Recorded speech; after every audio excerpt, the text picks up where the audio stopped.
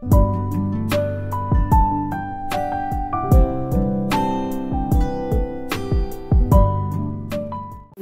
orang dia dari amal. Syukur alhamdulillah kita ucapkan kepada Allah Subhanahu Wa Taala memberikan rahmat kesehatan kepada kita semua sehingga kita dapat berkumpul di ruangan bahagia ini. Kemudian salawat dan salam kita ajarkan kepada junjungan kita Nabi Muhammad SAW yang telah membawa kita ke alam dan kelak kita mendapat syafaat. Amin amin ya rabbal alamin. Yang saya hormati Bapak Kepala Dinas Ketahanan Pangan, yang kami hormati Bapak Kepala BPS beserta rombongan, yang kami hormati rekan-rekan dari Dinas Ketahanan Pangan Kabupaten Banten, yang kami hormati Bapak undangan dari Dinas Sosial Bapeda dan Kominfo. Adapun acara pada pagi hari ini adalah pembinaan statistik sektoral. Adalah bimbingan statistik sektoral. Dan untuk mempersingkat acara ini, marilah kita pertama kita masuk ke acara yang pertama, yaitu arahan dari Kepala Dinas Ketahanan Pangan Kabupaten Padang Lawas kepada Bapak. Kami silakan dengan hormat. Assalamualaikum warahmatullahi wabarakatuh. Waalaikumsalam. Yang kami hormati pertama Bapak Kepala Badan Pusat Statistik Kabupaten Padang Lawas, Bapak Bobi Simarmata. Terima kasih Pak datang ke tempat kita. Kemudian tim dari BPS yang belum bisa saya sebutkan satu persatu. Kemudian kepada para kabit, undangan dari Kominfo, kemudian dari Bapeda. Terima kasih atas kedatangannya. Mohon maaf, mungkin ada kekurangan dari jamuan kami Pak, atas kedatangan oleh Bapak semua. Dan berhubung juga karena bulan puasa, tidak bisa kita istilahnya ada snack segala macam. Pertama-tama kami dari Dinas Ketahanan Pangan terbuka sekali Pak dalam pembinaan dari BPS ini, pembinaan sektoral ini. Mudah-mudahan harapan kami nanti Pak, ini tidak hanya sampai di sini, tapi mudah-mudahan ini berkesinambungan menjadi satu data yang bisa dipertanggungjawabkan secara publik maupun secara hukum. Jadi nanti saya mohon kepada tim untuk menerangkan kepada kawan-kawan kita semua di sini bagaimana maksud pembinaan data sektoral ini dan bagaimana tindak lanjutnya dan bagaimana nanti hubungan ini dibuat biar dia nanti selesai tidak patah di tengah. Dan saya harap kepada semua bidang-bidang nanti bisa mengutarakan, walaupun tidak sekarang menurut saya waktu ini mungkin tidak sampai sedetil mungkin, tapi kemungkinan bisa di lain waktu yang bisa kita minta waktu tim untuk membina kita di lain hari. Jadi nanti tolong semua bidang-bidang kan ada laporan data masing-masing, jadi itu tolong diungkapkan.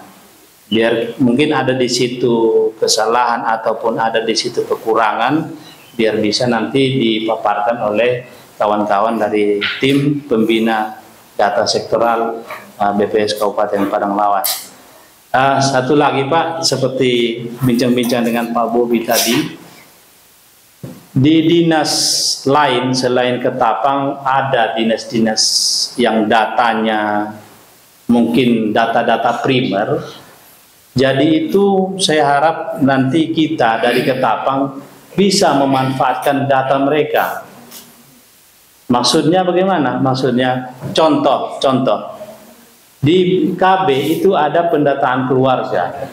Pendataan keluarga dengan pendataan yang di kita ada lapangan harapan, itu menurut saya berkaitan, sangat berkaitan.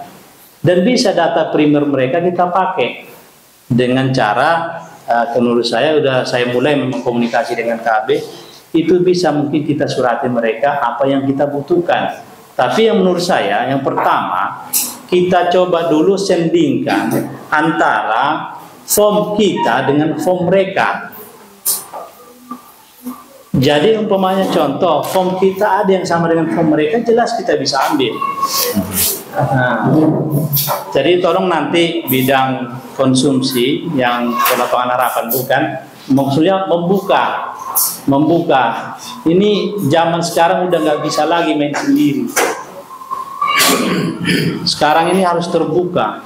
Jadi tolong bidang-bidang nanti datanya itu coba di inovasinya bagaimana biar dapat dari dinas-dinas lain yang terkait bisa kita dapat tanpa merepotkan kita ke lapangan, tapi data itu valid. Saya buka nanti komunikasi Ibu dengan apa? Bidang komunikasi Pak Horman dengan Ibu. Saya buka komunikasi dengan KB nanti bisa kita buka. Nah, dengan dinas lain pun nanti tolong bidang-bidang lain kalau ada memang data-data di dinas lain kita buka, kita komunikasikan biar nanti itu data kita itu bisa dipertanggungjawabkan. Tapi tata cara bagaimana data ini bisa disajikan dengan baik dan benar itu mungkin nanti pembinaan dari BPS ya. Itu mungkin mungkin semacam arahan dari saya. Saya harap kemudian Pak izin staf kami memang PNS di sini cuma berjumlah 18 total semua. Jadi kami memang pegawainya cuma 18-an Pak.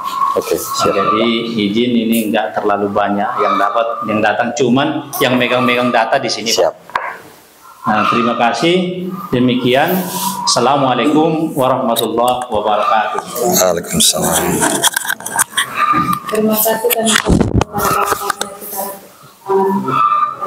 kemudian marilah kita masuk ke acara yang kedua, yaitu arahan dari Bapak Kepala BPS Kabupaten Padang Lawas, yaitu Bapak Bobi Sunarmata.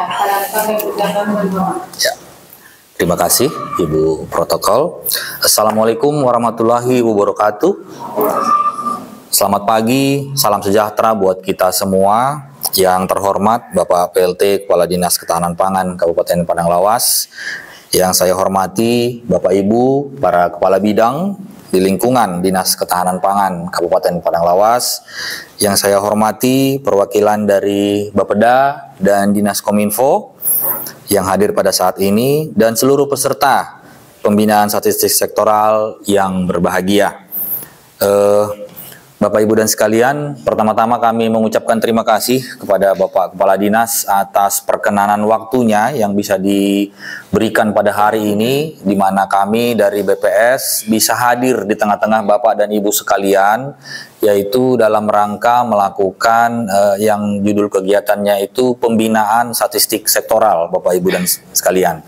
Jadi sesuai dengan amanat Perpres nomor 39 tahun 2019, BPS itu ditunjuk sebagai pembina data sektoral, Bapak dan Ibu sekalian. Selain itu, tentu kami juga menggandeng teman-teman dari Bapeda sebagai Sekretariat Satu Data Indonesia dan Dinas Kominfo sebagai wali data. Jadi kalau dalam kegiatan pembinaan, Pak Kadis, kami ini tidak bisa dilepaskan keterkaitan dari ketiga lembaga ini, BPS, Bapeda, dan Dinas Kominfo. Dan di seluruh wilayah juga sifatnya seperti ini, Pak, yang merupakan amanat dari Perpres 39 tahun 2019. Jadi mengapa kegiatan ini dirasa perlu, Bapak dan Ibu sekalian? Jadi memang kondisi sekarang itu kita tidak bisa lepas dari data. Ya, saya kira setiap hari juga kita pasti itu berkutat dengan data. Terlebih teman-teman di Dinas Ketahanan Pangan yang membidangi pendataan terkait dengan bagaimana sekuat apa ketahanan pangan di Kabupaten Padang Lawas. Tentu Bapak dan Ibu sekalian di dinas ini yang menjadi penanggung jawabnya. Dan itu tentu tidak akan bisa lepas dari pengelolaan data yang baik. Nah, itu dia. Jadi Bapak Presiden juga berkali-kali mengatakan bahwa setiap keputusan yang akan diambil ya itu harus merujuk kepada data. Nah, saya kira semua OPD kita pasti tadi banyak mengelola data-data ya. Jadi kalau di BPS, Pak Kadis mungkin boleh sedikit saya jelaskan bahwa kami ini bertugas untuk menyediakan data statistik dasar namanya. Nah, jadi ada 3 jenis data, Bapak Ibu. Statistik dasar. Apa itu statistik dasar? Yaitu contohnya jumlah penduduk, angka pertumbuhan ekonomi, yang sering kita dengar, inflasi, dan sebagainya. Masih banyak sekali data-data makro yang kita hasilkan. Contoh lagi kalau sering kita mendengar yang sering disebutkan Pak PJ Bupati kita, IPM, Indeks Pembangunan Manusia, segala macam indeks, ya. Itu semua turunan dari survei maupun sensus yang dilakukan oleh BPS. Maka BPS lah yang berwenang untuk merilis data tersebut, mengeluarkan angkanya. Nah, di luar itu Bapak Ibu, yang lebih banyak lagi sebenarnya adalah yang dinamakan dengan data sektoral. Data sektoral ini tersebar di seluruh kementerian, lembaga, OPD yang ada di seluruh Indonesia. Ya, itu ya Bapak Ibu. Jadi kalau ditanya bagaimana dengan data-data ketahanan pangan, barangkali Bapak Ibu yang punya data lebih rinci dari BPS.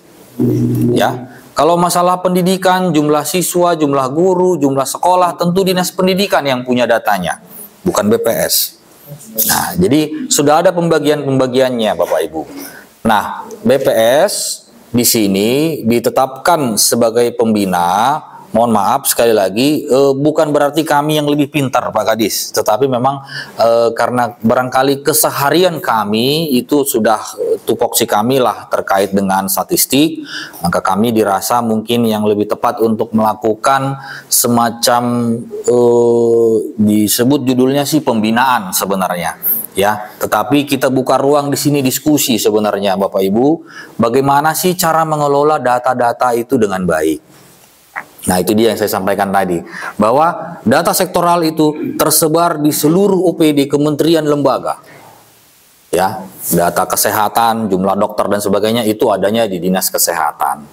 Nah, ada satu lagi selain data dasar, data sektoral, ada namanya statistik khusus.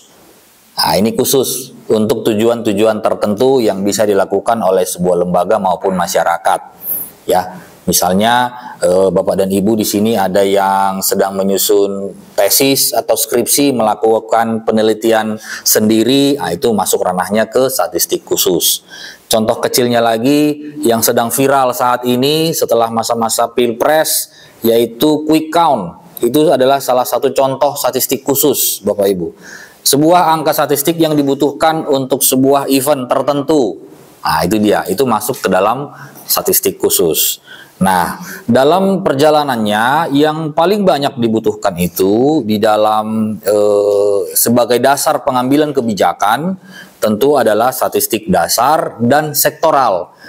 Nah, BPS Bapak Ibu mengeluarkan statistik dasar ini itu pada level makro, Pak. Di atas kita memotretnya, Pak. Misalnya kita katakan pertumbuhan padang lawas 2023 5,14. Ya Pak Barus ya? 5,14%. Di Musrenbang sudah saya sampaikan Pak, pertumbuhan padang lawas ini adalah yang tertinggi kedua se-Sumatera Utara setelah Deli Serdang di tahun ini. Di tahun 2023, mohon maaf. Ya, jadi kita menghitung setahun sebelum, selesai dulu tahunnya baru kita hitung.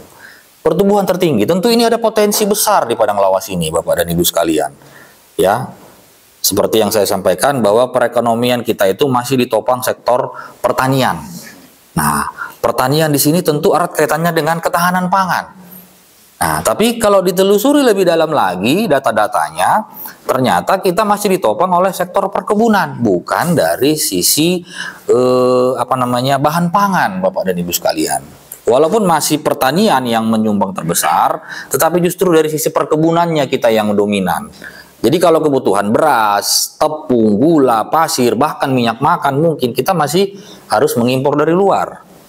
Nah inilah yang sering kita dengar dengan inflasi dan Bapak dan Ibu sekalian. Inflasi, bagaimana kecenderungan kenaikan harga di suatu wilayah dalam suatu periode tertentu. Nah kebetulan padang lawas, kita nggak bisa menghitung inflasi Pak. Yang bisa menghitung itu hanya kota-kota HK namanya, itu hanya ada 8 di Sumatera Utara. Mungkin saya sebutkan aja ya, dari mulai Kota Gunung Sitoli, Sibolga, Padang Sidempuan, kemudian Pematang Siantar, Kota Medan, dan 3 kabupaten yang baru Pak, Labuhan Batu, Deli Serdang, dan Karo. Kedelapan kota inilah yang setiap bulan merilis angka inflasi untuk wilayah masing-masing.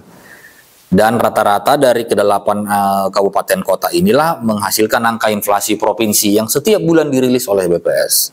Jadi kalau ditanya, berapa angka inflasi Padang Lawas? Kita nggak punya angka inflasi karena kita tidak berhak menghitung inflasi. Tetapi ada yang dinamakan dengan indeks perkembangan harga.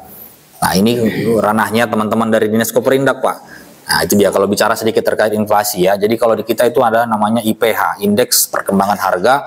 Itu kita bisa memantau pergerakan harga 20 harga pangan utama secara mingguan di Padang Lawas. Nah itu bisa mendekati inflasi. Nah itu dia sedikit mungkin pencerahan kepada kita Bapak dan Ibu sekalian. Nah jadi seperti yang saya sampaikan tadi, data-data yang ada di OPD ini perlu ada standarnya. Misalnya bagaimana sih menyusun tabel yang baik Pak? Tentu kalau tabel ada kolom, ada baris, ada penjumlahan, ada satuannya.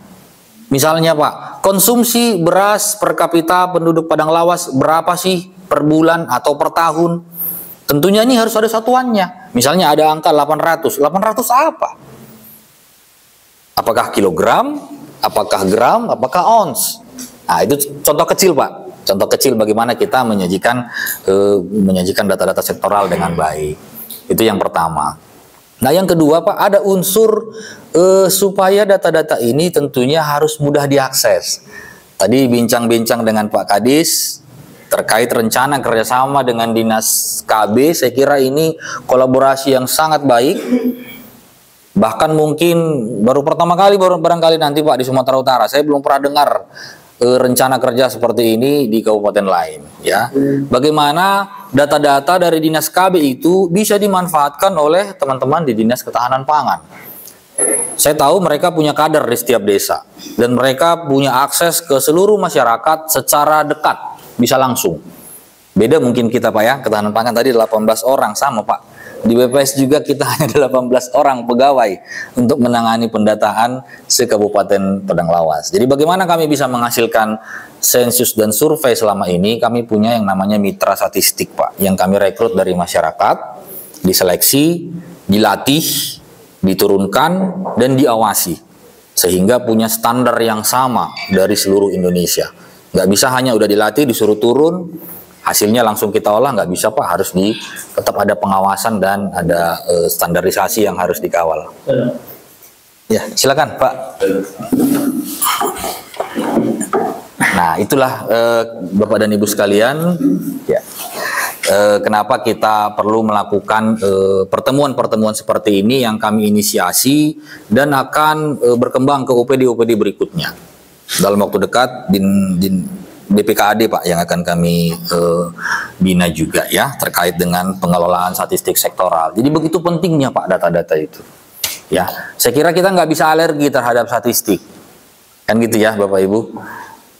Ketika mau milih jurusan juga barangkali kalau statistik ini sebuah jurusan yang sering dihindari ini, karena mungkin sudah terbayang rumitnya rumus-rumus, angka dan sebagainya. Walaupun tanpa kita sadari sebenarnya setiap hari kita berkutat dengan angka statistik Pak. Nah itu ya, seperti yang sering saya sampaikan, ibu-ibu kalau belanja ke pasar pasti bisa komen, kok harga-harga naik ya, harga cabai naik. Nah kenapa bisa bilang naik? Karena dia sudah punya dasar angka sebelumnya berapa harga sebelumnya. Itu sudah statistik, membandingkan dua harga dan bisa menyimpulkan harga naik itu sudah termasuk statistik Bapak dan Ibu sekalian.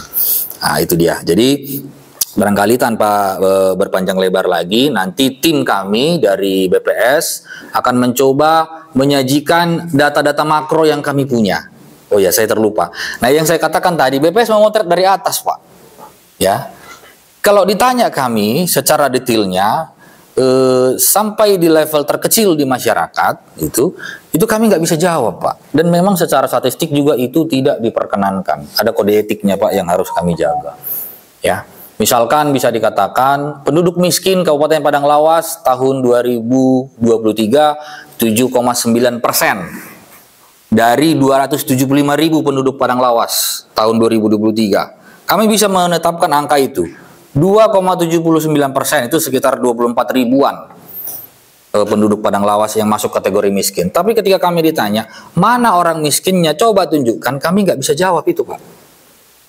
Karena kami mengumpulkan datanya itu berdasarkan survei, perwakilan, sampel, 580 keluarga sekabupaten Padang Lawas menghasilkan angka kemiskinan Padang Lawas. Nah, siapa yang bisa menjawab itu di tatanan yang lebih mikro? Teman-teman di OPD, Pak. Contoh tadi Pak, dari Dinas KB ada melakukan pendataan terkait dengan kegiatan keluarga berencana. Saya kira pendataan terkait dengan anggota rumah tangga juga ada di situ. Erat kaitannya dengan penanganan stunting. Tentu barangkali masalah gizinya juga ditanyakan, yang menjadi ranahnya kita di Dinas Ketahanan Pangan. Kalau kolaborasi ini bisa berjalan, sekali turun, bisa dua tujuan yang bisa kita dapatkan. Dapat angka stuntingnya, dapat juga angka kecukupan gizinya misalnya. Seperti itu, Pak. Jadi alangkah baiknya rencana ini, dan kami dari BPS sangat mendukung, dan bisa jadi ini nanti kalau jadi, Pak, akan jadi percontohan buat daerah-daerah lain. Jadi orang nggak bisa sepele, Pak, nengok Padang Lawas. Daerah terujung, terisolir katanya. Tapi kita bisa mengeluarkan sebuah contoh buat daerah-daerah lain. Saya kira itu. Ya, jadi nanti teman-teman di sini akan coba memaparkan secara makro, Pak, ya. Kembali lagi saya katakan secara makro. Nah, Bapak dan Ibu sekalian, sebenarnya tujuan kami juga adalah bagaimana memenuhi apa yang Bapak Ibu butuhkan. Bapak dan Ibu Kepala Bidang, tadi saya diskusi dengan Pak Kadis, ada 3 bidang ya, Pak, ya. Masing-masing punya pendataan sendiri. Nah, bagaimana mendesain sebuah pendataan, ya, merancang kuesionernya, merancang pertanyaannya, bagaimana pengolahannya sampai analisanya, itulah, Pak, yang mungkin bisa kami bantu. Sehingga jika nanti memang tidak rampung dalam pertemuan kali ini, kami siap, Pak, silakan saja disurati, misalnya dari bidang A mau konsultasi terkait pendataan bahan kerawanan pangan misalnya, silakan datang, Pak, ke kantor. Kami siap membantu. Seperti itu, Pak.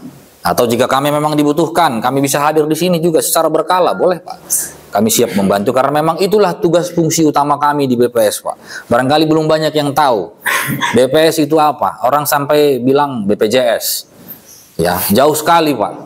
Ya, BPJS terkait dengan asuransi kesehatan, kita terkait dengan penyediaan data-data statistik. Ya, kembali tadi, karena statistik ini sebuah istilah yang nggak populer, sehingga nggak diminati banyak orang.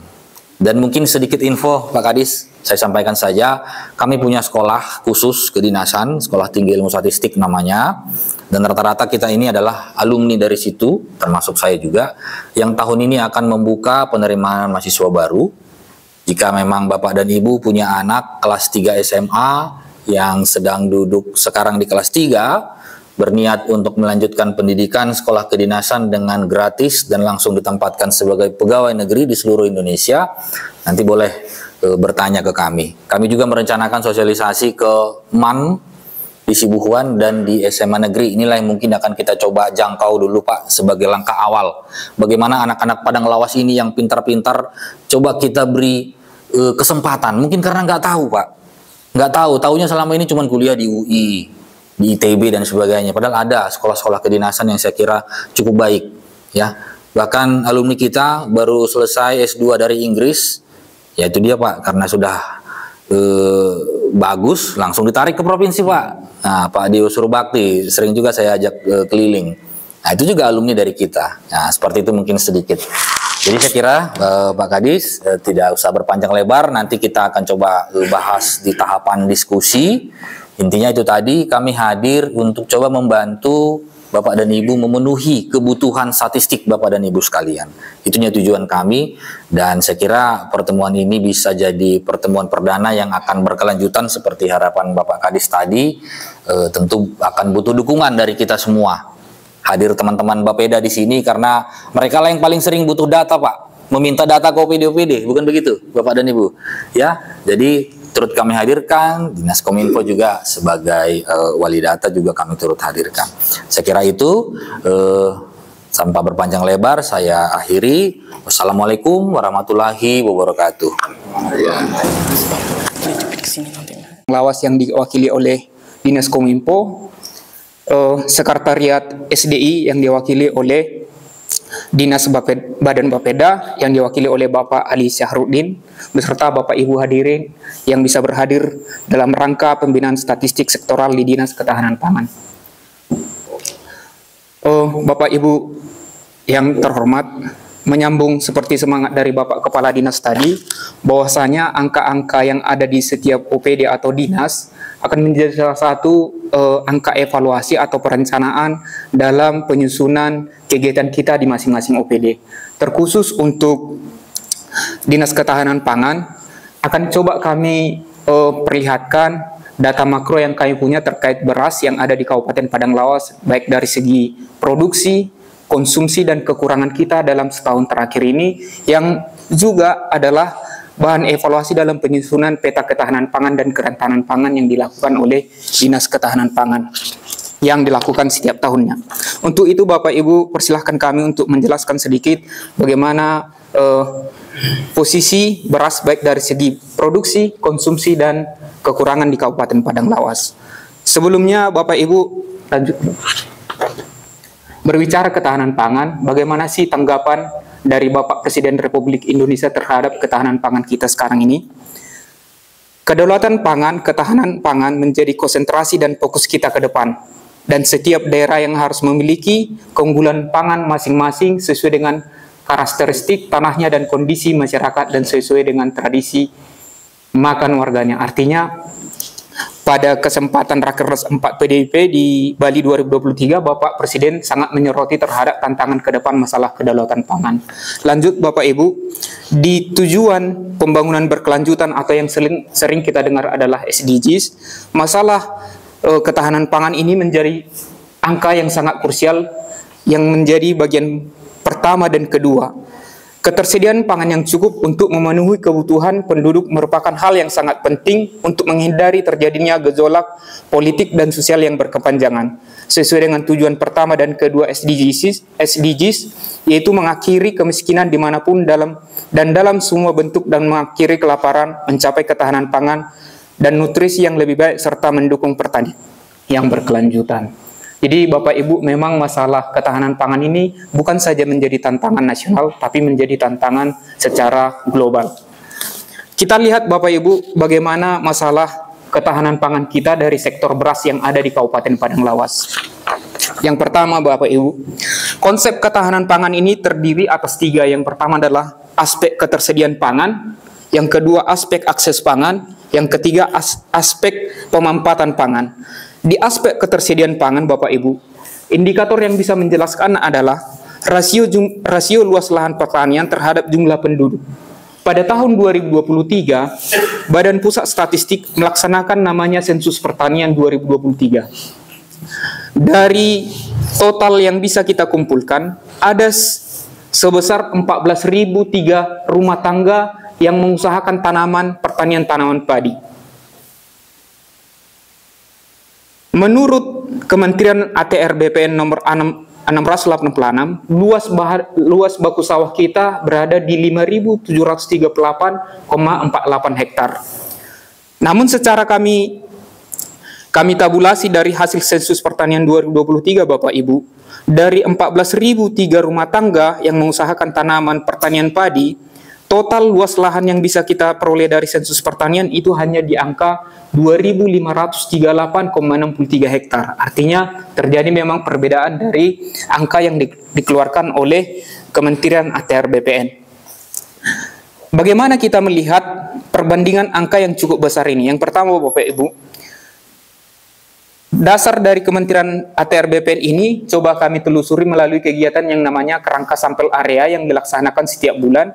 Dari 5.738,48 hektar ini, secara nyata di lapangan adalah tidak semua lahan tersebut merupakan lahan baku sawah. Artinya sesuai dengan temuan di lapangan, masih terdapat dari bagian dari 5.700 sekian hektar ini ada tanaman perkebunan kelapa sawit, ada juga hortikultura, ada juga palawija. Kenapa bisa terjadi Bapak Ibu? Ini bukan karena semata penyebabnya sesuatu hal yang direncanakan, tapi setelah ditelusuri, kenapa memang bisa terjadi? Yang pertama, penyebabnya adalah masalah irigasi. Artinya ada lahan-lahan memang yang khususnya memang dia dipotret adalah sawah, tapi karena masalah irigasi tidak bisa ditanami selama tahun yang lalu untuk dijadikan sawah. Yang kedua adalah masih banyak di daerah kita ini lahan sawah itu yang sifatnya lahan sawah tada hujan. Artinya petani bisa bertanam atau petani bisa mengusahakan tanaman padi kalau memang didukung oleh curah hujan yang cukup baik untuk setiap tahunnya. Yang ketiga adalah Bapak Ibu, terdapat memang beberapa masalah bendungan. Artinya seperti yang di Batang Lewu Sutam, hampir ratusan hektar tidak bisa ditanami, konfirmasi dari kawan-kawan Dinas Pertanian karena masalah bendungan yang tidak berfungsi secara optimal. Artinya apa yang mau dijelaskan Ibu, Bapak terkait dengan aspek ketersediaan pangan. Kalau tadi aspek ketersediaan pangan itu dilihat dari rasio luas lahan pertanian terhadap jumlah penduduk, BPS sendiri mengeluarkan ada barometer atau ukuran, dikatakan bahwa kategori di atas garis kemiskinan adalah yang memiliki luas lahan sawah minimal 560 meter persegi per kapita. Artinya kalau kita bagikan dengan luas baku sawah yang ada kita miliki, yaitu 2.538,63 hektar dibandingkan dengan jumlah penduduk kita, dengan rumah tangga usaha pertanian kita yang 14.000, artinya rata-rata dari 14.000 3 unit ini kepemilikan luas lahan sawah itu dalam satu rumah tangga itu hanya 1.684 meter persegi. Artinya kalau di sini di bawah 2.000 meter persegi. Kalau kita bagikan lagi dengan jumlah rata-rata banyaknya anggota rumah tangga dalam suatu keluarga yang ada di Kabupaten Padang Lawas ini yang berkisar 4 dan 5, 1.684 meter persegi ini kita bagikan dengan 4 hanya di angka 421 meter persegi.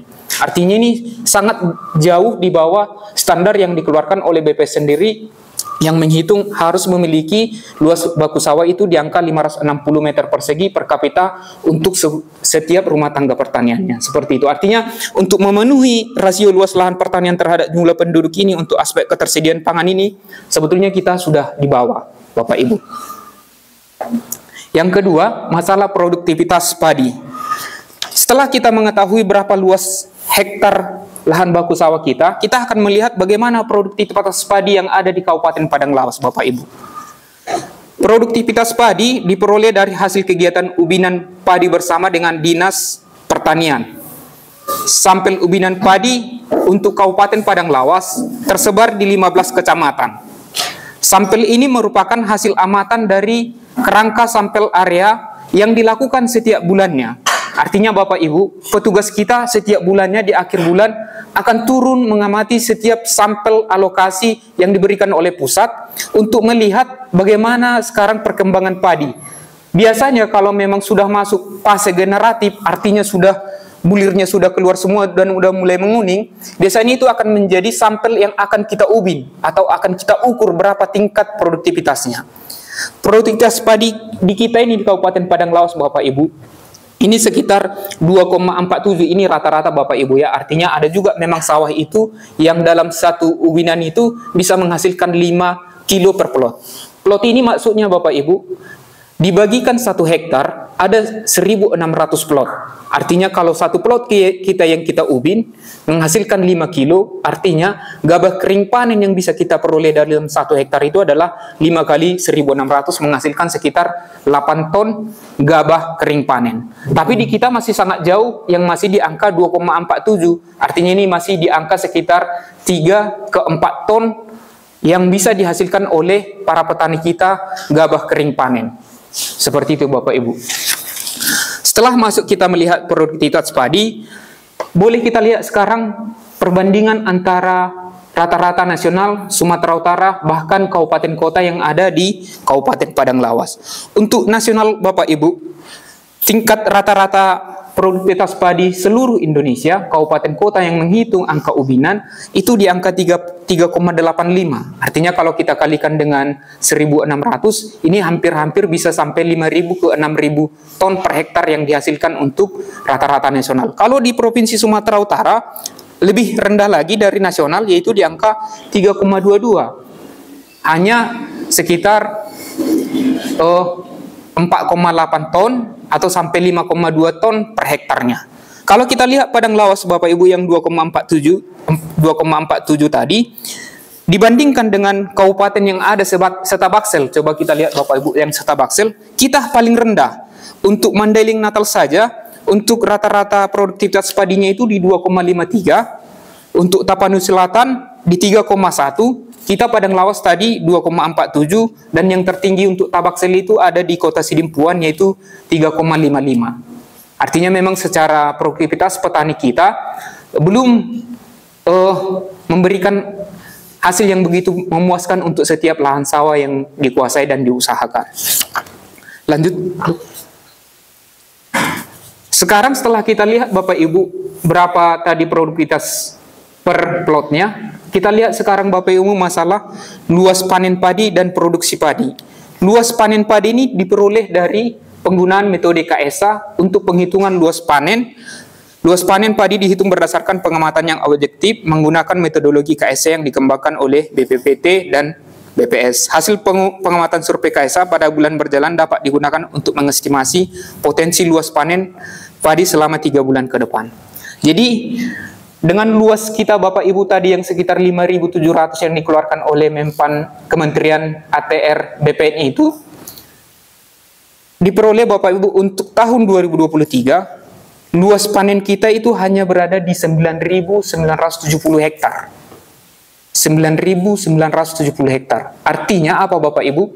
Nanti kita lihat di slide berikutnya adalah bagaimana nanti indeks panen kita, indeks panen Kabupaten Padang Lawas dalam setahun itu.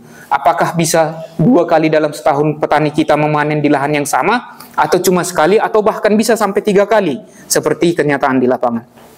Jadi ini Bapak Ibu dalam beberapa tahun terakhir memang terjadi perbaikan dalam hal luas panen kita, dimulai dari tahun 2021 yang di angka 6.000 hektar, 2022 sudah meningkat di 7.000 hektar, di 2023 adalah di 9.000 hektar atau hampir 10.000 hektar. Tantangannya adalah ini bagian dari Dinas Pertanian mengoptimalkan bagaimana sawah-sawah yang ada di Kabupaten Padang Lawas ini bisa memaksimalkan untuk luas lahan panennya nanti. Berikutnya, Lu. Ini untuk produksi berasnya. Produksi beras ini Bapak Ibu adalah konversi dari gabah kering panen yang diusahakan oleh petani, dikonversi ke gabah kering giling, dikonversi lagi ke produksi beras. Ini memang secara baku untuk seluruh kabupaten kota di seluruh Indonesia sudah mempunyai rumusan yang baku. Artinya kita sudah mengikutkan di situ. Dari 38.312 gabah kering giling menghasilkan di Kabupaten Padang Lawas tahun 2023 itu beras kita di angka 21.976 ton dalam tahun 2023. Dari luas total panen kita tadi 9.970 hektar yang ada di Kabupaten Padang Lawas.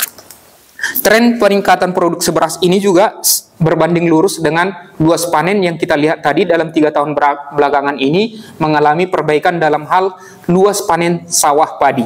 Artinya semakin luas memang sawah yang dilakukan panennya, artinya akan berbanding lurus dengan produksi beras yang dihasilkan. Lanjut. Nah, ini Bapak Ibu indeks panen Kabupaten Padang Lawas tahun 2023. Dari hasil luas lahan panen yang telah dikeluarkan oleh BPS dan disandingkan dengan luas baku sawah yang dikeluarkan oleh Kementerian Pertanahan, diperoleh rata-rata siklus panen kita atau panen kita dilakukan petani itu hanya di angka 1,6 per tahun. Artinya apa Bapak Ibu? Kemampuan petani dalam memaksimalkan jumlah siklus panen dari setiap lahan yang diusahakan dalam kurun waktu setahun itu hanya bisa panen rata-rata cuma sekali. Memang terjadi ada di beberapa sawah itu ada yang misalnya sampai 2 kali setahun atau bahkan ada juga yang 3 kali. Tapi secara angka rata-rata di Kabupaten Padang Lawas, rata-rata petani kita itu dalam memaksimalkan lahan sawah pertaniannya hanya bisa panen dalam kurun waktu sekali dalam setahun. Artinya masih memang bisa peluang atau potensinya masih sangat bagus untuk digenjot biar nanti indeks panennya itu mencapai di angka 2 atau lebih. Penyebabnya antara lain Bapak Ibu, petani itu sebetulnya bertanam, tapi realisasi bertanam itu tidak semuanya panen, karena ada beberapa faktor yang mempengaruhi. Semisal kemarin kami melakukan KSA di daerah Sihapas, tahun 2023 akhir bahwasanya banyak sawah yang tidak bisa dipanen, tapi memang ditanam karena hama, tikus, dan masalah pengairan. Artinya ada beberapa faktor yang menghambat petani itu walaupun bertanam, tapi tidak bisa melakukan panen di tahun atau di siklus yang sama. Masuk Bapak Ibu masalah kebutuhan konsumsi beras. Di sini kami sandingkan antara konsumsi yang dikeluarkan oleh Badan Pusat Statistik dengan rata-rata kalori yang dikeluarkan oleh Dinas Ketapang, yaitu PPG per kapita per tahun ya Bapak Ibu ya. Jadi kalau di sini yang sebelah kanan itu 30.349 ton itu adalah sumbernya Dinas Ketapang. Dari mana dasarnya adalah konsumsi per kapita per tahun beras yang dikeluarkan oleh Dinas Ketapang kami kalikan dengan jumlah total penduduk yang ada di Kabupaten Padang Lawas, itu terkonfirmasi di angka 30.349 ton. Beda lagi dengan yang dikeluarkan oleh Badan Pusat Statistik melalui kegiatan Susenas yang dilaksanakan 2 kali dalam setahun. Itu konsumsi beras kita Bapak Ibu itu di angka 30.705 ton. Artinya tidak ada terjadi sesuatu perbedaan yang signifikan. Artinya berimbang data yang dikeluarkan oleh dari BPS maupun dari Dinas Ketahanan Pangan. Kalau di kita Bapak Ibu yang dihitung dari Susenas ini adalah rata-rata per kapita per bulan, yaitu di angka 9,01. Kalau tadi Ketapang di angka per tahun 110,1 kilo per tahun yang dikeluarkan oleh Ketapang, yang coba kita konfirmasi yang kemarin. Coba lu selanjutnya. Oke Bapak Ibu, kalau di sini kita lihat Bapak Ibu terjadi peningkatan produksi beras. Yang menjadi menarik adalah peningkatan produksi beras ini bukan disebabkan oleh perbaikannya produktivitas tanaman padi masyarakat. Tapi kenapa bisa produksi beras kita bertambah signifikan di tahun 2023? Jawabannya malah di indeks panennya yang semakin meningkat. Di 2018 indeks panen kita hanya di 1,23, sangat rendah. Di 2019 di 1,26, 2020 di 1,46, di 2021 turun lagi di 1,21, naik di 2022 di 1,29, dan terakhir yang paling tinggi dalam 5 tahun terakhir ini di 2023 kita mencapai di 1,6. Artinya produksi beras kita bukan karena perbaikan produktivitasnya, tapi karena jumlah lahan sawah yang dilakukan panen oleh masyarakat tahun 2023 melalui indeks panen yang dikeluarkan lebih besar dibandingkan tahun-tahun berikutnya. Artinya secara kualitas petani kita dalam menghasilkan produksi padi itu tidak berubah. Tapi yang hanya berubah adalah mungkin karena ditopang oleh musim, irigasi, atau keadaan cuaca yang menyebabkan petani kita bisa memaksimalkan panennya lebih besar dibandingkan 5 tahun terakhir. Bagaimana defisit beras di Kabupaten Padang Lawas Bapak Ibu? Dalam 5 tahun terakhir ini, defisit kita berada di angka 15-18 ribu ton per tahun. Khusus untuk tahun 2023 memang, karena perbaikan tadi indeks panen yang dari 1,2 ke 1,6 itu, memang cukup signifikan terjadi penurunan untuk defisit beras yang ada di Kabupaten Padang Lawas, yaitu hanya di angka 8.729. Ini sebetulnya jawabannya ini, apakah alur beras itu harusnya ada di kawan-kawan Bapak Ibu OPD. Artinya dari mana beras itu masuk ke kita, dari bulog berapa, harusnya ini bisa terkonfirmasi di Bapak-Bapak Dinas Ketapang. Karena Dinas Ketapang juga menyediakan akses ketersediaan bahan pangan itu. Terakhir kesimpulan dulu. Kesimpulannya Bapak Ibu, beras masih menjadi makanan pokok di Kabupaten Padang Lawas. Untuk memenuhi kebutuhan beras masih dibutuhkan usaha yang maksimal agar ketahanan pangan bisa tetap stabil. Artinya kalau kita lihat dari segi produksi dan konsumsi kita, memang kita Bapak Ibu bisa kita katakan kita belum bisa mandiri secara pangan beras. Masih harus ada upaya yang lebih ekstra yang dilakukan kawan-kawan kita di OPD dalam menggenjot produksi dari pertanian di masyarakat. Ini mungkin Bapak Ibu yang boleh sedikit kami berikan tentang ketersediaan beras yang mungkin juga nanti digunakan oleh Dinas Ketapang dalam penyusunan peta ketahanan pangan dan kerentanan pangan. Selanjutnya Bapak Ibu akan coba disampaikan oleh kawan saya adalah bagaimana menyusun kuesioner PPG yang kemarin sifatnya manual menjadi online. Nanti akan disampaikan secara lengkap oleh Saudara Denny. Untuk itu Saudara Denny dipersilakan.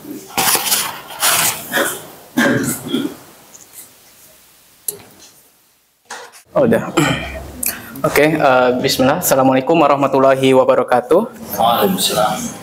Izin Bapak Ibu untuk menyampaikan apa yang tadi telah dibuka ya oleh Bapak Peri terkait yang akan diadakannya oleh Dinas Ketahanan Pangan, yaitu survei database konsumsi pangan tingkat Kabupaten Padang Lawas tahun 2023. Nah, jadi pada pertemuan terakhir antara BPS dengan Dinas Ketahanan Pangan kemarin membahas terkait kuesioner yang akan dilakukan pada survei ini.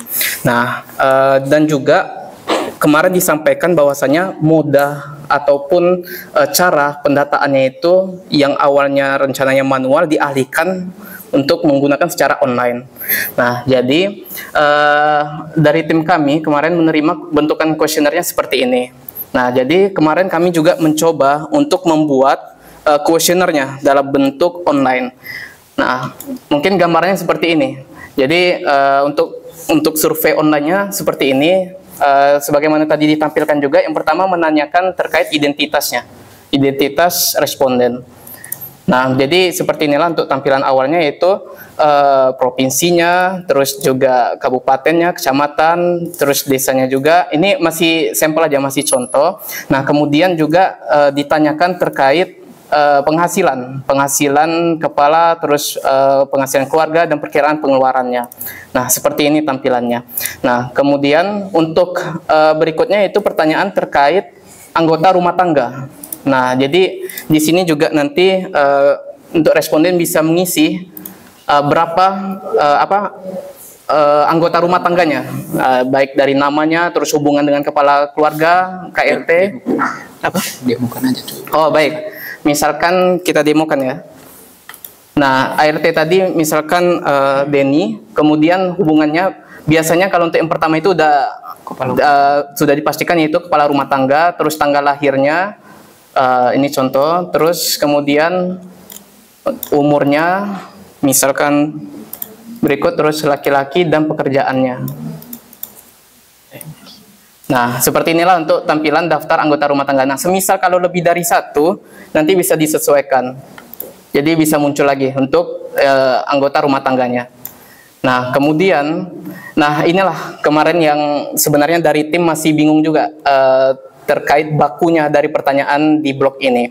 Nah, di sini menanyakan terkait nama masakan konsumsinya, konsumsi berdasarkan masakan dari rumah tangga tersebut. Nah, kalau yang kami tangkap, misalkan keluarga tersebut mengkonsumsi misalkan holat gitu. Nah, jenis bahan pangannya apa aja? Misalkan ikan, kemudian bumbu-bumbunya gitu kan, dan seterusnya. Nah, kami masih bingung untuk cara membuat di bagian ininya. Jadi kami mencoba membakukan pertanyaan tersebut berdasarkan pertanyaan yang ada di sini. Karena menurut tim kami bahwasannya di pertanyaan ini itu juga pada akhirnya menanyakan apa aja komposisi dari masakan tersebut.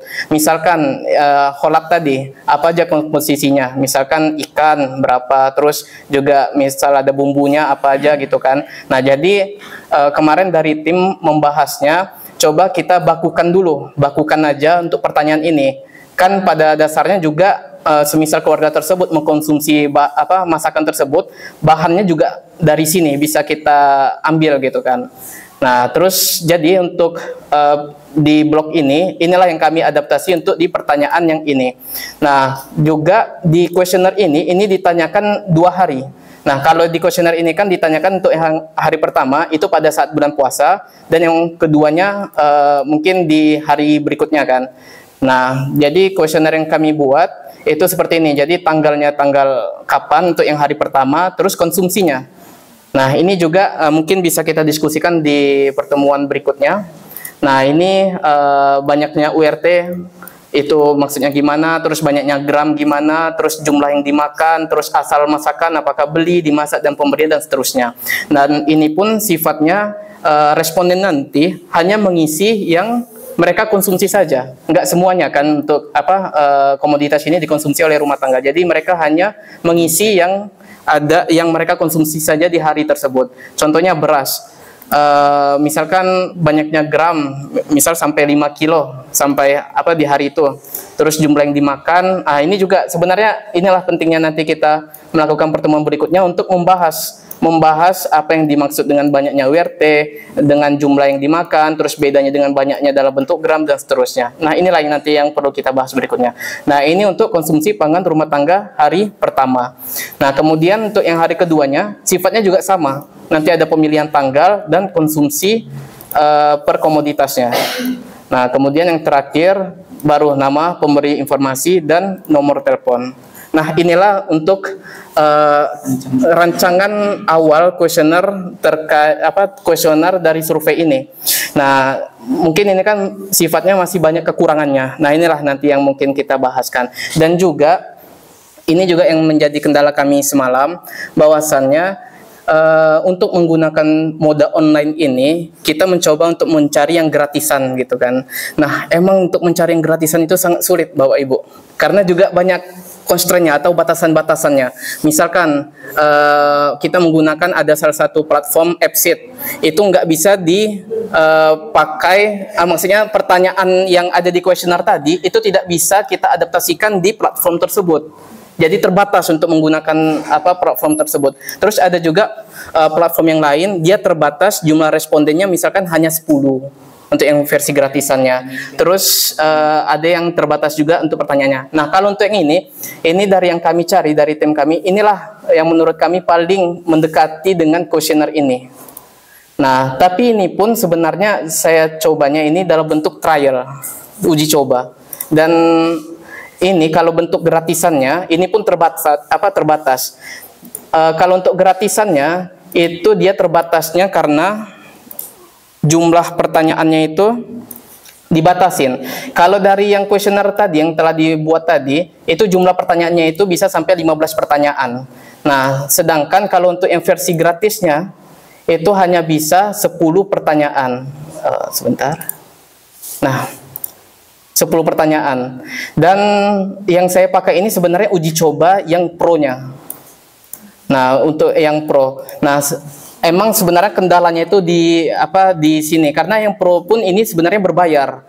Berbayarnya itu juga 677.000 per bulan. Bukan yang ini, karena ini biaya apabila kita mengambil langsung setahun. Jadi biaya per bulannya 483. Cuman kalau mau ngambil 1 bulan itu aja, itu sebesar 677.000. Nah, itu jadi kendalanya.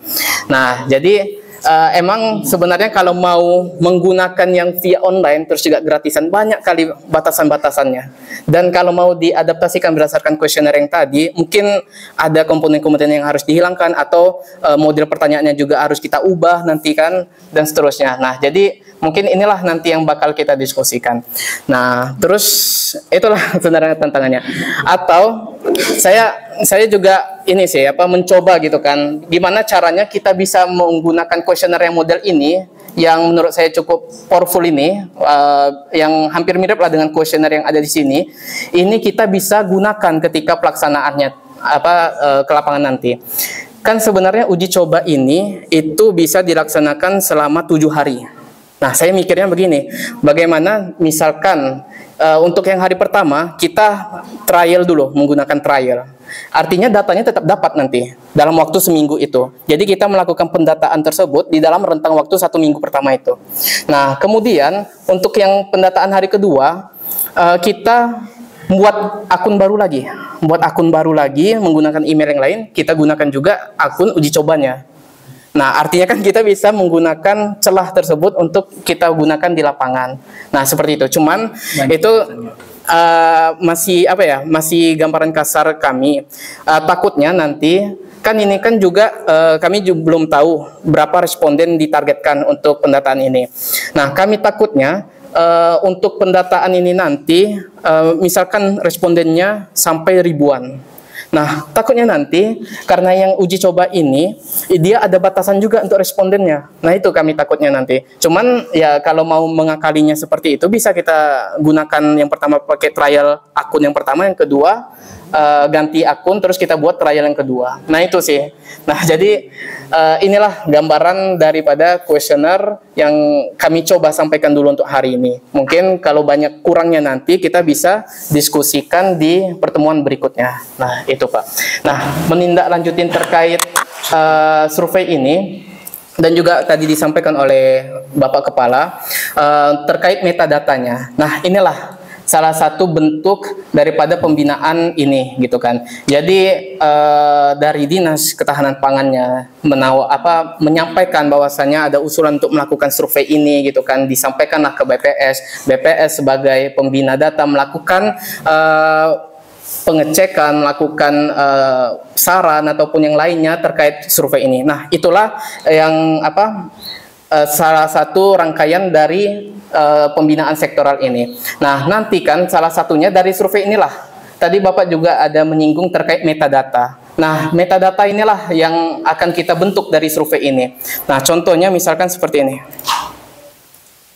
Jadi metadata yang kita maksud itu sebenarnya metadata itu ada metadata kegiatan, ada metavariabel, dan metadata indikator. Nah, metadata kegiatan itu terkait metodologi pelaksanaannya seperti apa gitu kan. Nah, kemudian untuk metadata variabelnya itu terkait apa aja variabel-variabel pada survei tersebut atau kuesioner tersebut yang dihasilkan. Nah, kemudian ada metadata indikator. Nah, indikator apa yang akan dibentuk daripada kegiatan tersebut. Nah, itu yang dibentuk. Nah, contohlah tadi juga Bapak Kepala ada menyinggung terkait satu data Indonesia gitu. Nah, sebelumnya BPS juga sudah melakukan pembinaan di beberapa OPD. Nah, misalkan untuk yang Dinas Kesehatan ini. Nah, Dinas Kesehatan ini telah dilakukan pembinaan awal terkait data-data mereka. Nah, harapannya di pertemuan ini pun dari survei tadi tersebut bisa membentuk metadata. Nah, metadata yang dimaksud itu seperti ini. Contohlah di dalam di Dinas Kesehatan mereka ada membentuk tabel jumlah tenaga kerja kesehatan menurut kecamatan di Kabupaten Padang Lawas. Nah, diharapkannya dari sini bisa kita rincikan dalam bentuk metadata. Yang pertama itu konsep dan definisinya. Nah, tadi di dalam tabel tersebut dijelaskan tenaga kerja. Nah, disinilah kita menjelaskan apa itu tenaga kesehatan dan seterusnya, apa yang terkait dengan tabel tersebut. Kemudian ada referensi waktu, terus ada misalkan tahunankah atau bulanankah, kemudian ada level estimasi. Misalkan survei tadi dilakukannya per kabupaten, artinya semua kecamatan dilakukan, atau level terkecilnya sampai desa gitu kan. Nah, artinya level estimasinya sampai desa. Kemudian ukuran dan satuannya misalkan yang didata adalah orang, dan juga hasilnya nanti dalam bentuk orang misalkan, dan klasifikasinya apa gitu kan. Nah, inilah metadata yang akan kita bentuk. Ini metadata variabel. Nah, inilah jadi artinya dari sini pun kita bisa menghimpun seluruh kegiatan-kegiatan Bapak Ibu yang terkhusus ada di Dinas Ketahanan Pangan ini dalam satu wadah. Nah, inilah tadi yang disebut juga Bapak Kepala, satu data Indonesia. Kita akan mewujudkan satu data Indonesia. Minimal kita bentuk dulu yang ada di Kabupaten Padang Lawas ini secara bertahap. Nah, harapannya nanti oleh Bapak Ibu di Dinas Ketahanan Pangan ini, dia bisa melihat data-data yang telah dikumpulkan oleh Bapak Ibu itu cukup dalam satu wadah ini. Nah, ini contohnya ada Dinas Ketahanan Pangan, cuman belum bisa dilihat karena emang belum ada data yang kami terima gitu kan. Artinya belum bisa kita lihat tindak lanjut berikutnya. Nah, harapannya dari satu data ini kita bisa menghimpun seluruh data dari Bapak Ibu yang ada di Dinas Ketahanan Pangan ini menjadi satu wadah ini. Contohlah tadi jumlah tenaga kerja. Ini bisa kita dapatkan data di sini, jumlah tenaga kerja gitu kan. Dan juga misalkan tabel yang lain gitu kan. Bisa kita lihat juga datanya ada di sini. Dan ini pun nanti kita harapannya bisa kita buat dalam bentuk visualisasi. Artinya Bapak Ibu misalkan ada melakukan penyampaian materi gitu kan, atau mau melihat data yang dipegang oleh Bapak Ibu di Dinas Ketahanan Pangan ini, cukup melihat satu wadah ini. Dan semuanya terhimpun di sini. Artinya kan memang kendala kita selama ini, kita data itu bukan dipegang kesulitan kita itu karena data tersebut dipegang oleh orang. Misalkan Bapak Ibu lagi perlu data ini, artinya Bapak Ibu harus menghubungi orang tersebut dulu baru bisa mendapatkan datanya kan. Nah, harapannya dengan portal satu data ini kita bisa menghimpun seluruh data Bapak Ibu itu dalam satu wadah ini, dan Bapak Ibu cukup membukanya dalam link khusus ini dan bisa melihat seluruh datanya dan bisa juga dilihat dalam bentuk visualisasinya. Artinya Bapak Ibu nanti kalau mau mempresentasinya nanti cukup lihat dari tampilan ini. Nah, itu terkait metadata. Mungkin dari saya itu aja penyampaiannya terkait metadatanya. Untuk teknisnya mungkin akan disampaikan di forum berikutnya saja, karena teknisnya pun ada kayak misalkan pembuatan akunnya, terus prosedurnya gimana gitu kan. Tapi setidaknya saya mencoba untuk menyampaikan gambarannya apa aja sih yang diharapkan dari pelaksanaan apa yang dibutuhkan oleh metadata ini. Mungkin itu saja dari saya. Assalamualaikum warahmatullahi wabarakatuh. Saya kembalikan ke Ibu Moderator. Terima kasih kepada Bapak yang atas paparannya. Kemudian kita buka sesi diskusi dan tanya jawab. Di sini kami apakan kepada audien berupa pertanyaan 3. Pertama kita 3 pertanyaan dulu. Ibu. Terima kasih pada Bapak Kepala BPS dan para tim. Terima kasih atas paparannya. Pak Ferry dan Ade. Pertama masalah yang di paparan yang kedua, masalah aplikasi semacam online ya. Itu nanti berbentuk web ya Pak? Iya betul. Berbentuk web dan istilahnya kita kasih link webnya ke seseorang dia bisa buka. Iya betul. Gitu ya? Iya Pak. Nah, berarti dimanapun orangnya, asal kita kasih link webnya, dia bisa buka, bisa berkontribusi ke kita, gitu ya. Yang kedua, mungkin masalah dana tadi, menurut kami itu kalau bisa tahun depan kami akan realisasikan. Maksudnya, kan kami nggak setahun itu butuh kemungkinan paling 2 bulan, 3 bulan. Menurut kami kalau dengan dana segitu masih bisa lah kami apa. Tapi pertanyaan kami, izin Pak Kepala, pembinaannya di bidang pembuatan programnya ini yang yang jadi kendala satu kan. Yang kedua, memang ini menurut saya belum pas lah sesuai dengan keinginan bidang kami. Mungkin ini komunikasi masih panjang masih panjang. Maksudnya mungkin BPS tujuan akhirnya itu seperti apa maunya itu kan belum mungkin belum clear belum clear dari bidang kami. Jadi memang menurut saya untuk tahun ini sesuai dengan apa kita pembinaan dari BPS kami harapkan betul-betul maksudnya kami diberi pembinaan lah masalah ini, dan harapan kami kalau memang bisa tahun depan secara online kami dari segi kami usahakan untuk mendukung baik dari segi biayanya untuk bulanannya seperti itu. Tapi untuk pemrogramannya ini mungkin perlu pembicaraan teknis mungkin ya. Dari apa mungkin BPS ini program ini termasuk pembinaan, saya tidak tahu juga. Kalau ada pembinaan bentuk program ya alhamdulillah. Nah, terima kasih sekali. Itu mungkin apanya Pak. Jadi kalau bisa memang ini mungkin masalah pola pangan harapan mungkin ya. Iya, pola pangan harapan. Kalau pola pangan harapan mungkin Ibu Gerlina ya. Nah, jadi ini nanti apa komunikasinya Bu? Tujuan Ibu seperti apa? Kemudian yang dipelajari Ibu dulu itu seperti apa, tolong dibicarakan tuntas ya, maksudnya biar nanti itu tujuannya sesuai dengan ketentuan yang berlaku. Nah itu. Tapi ini masalah apanya, kalau umpamanya itu pengopramannya termasuk pembinaan ya alhamdulillah. Nah, itu mungkin semacam pertanyaan lah dari kami, dari mewakili salah satu dari Dinas Ketahanan Pangan. Mungkin dari bidang-bidang saya harapkan ya, dari bidang-bidang maksudnya 3 bidangnya tolong diungkapkan, maksudnya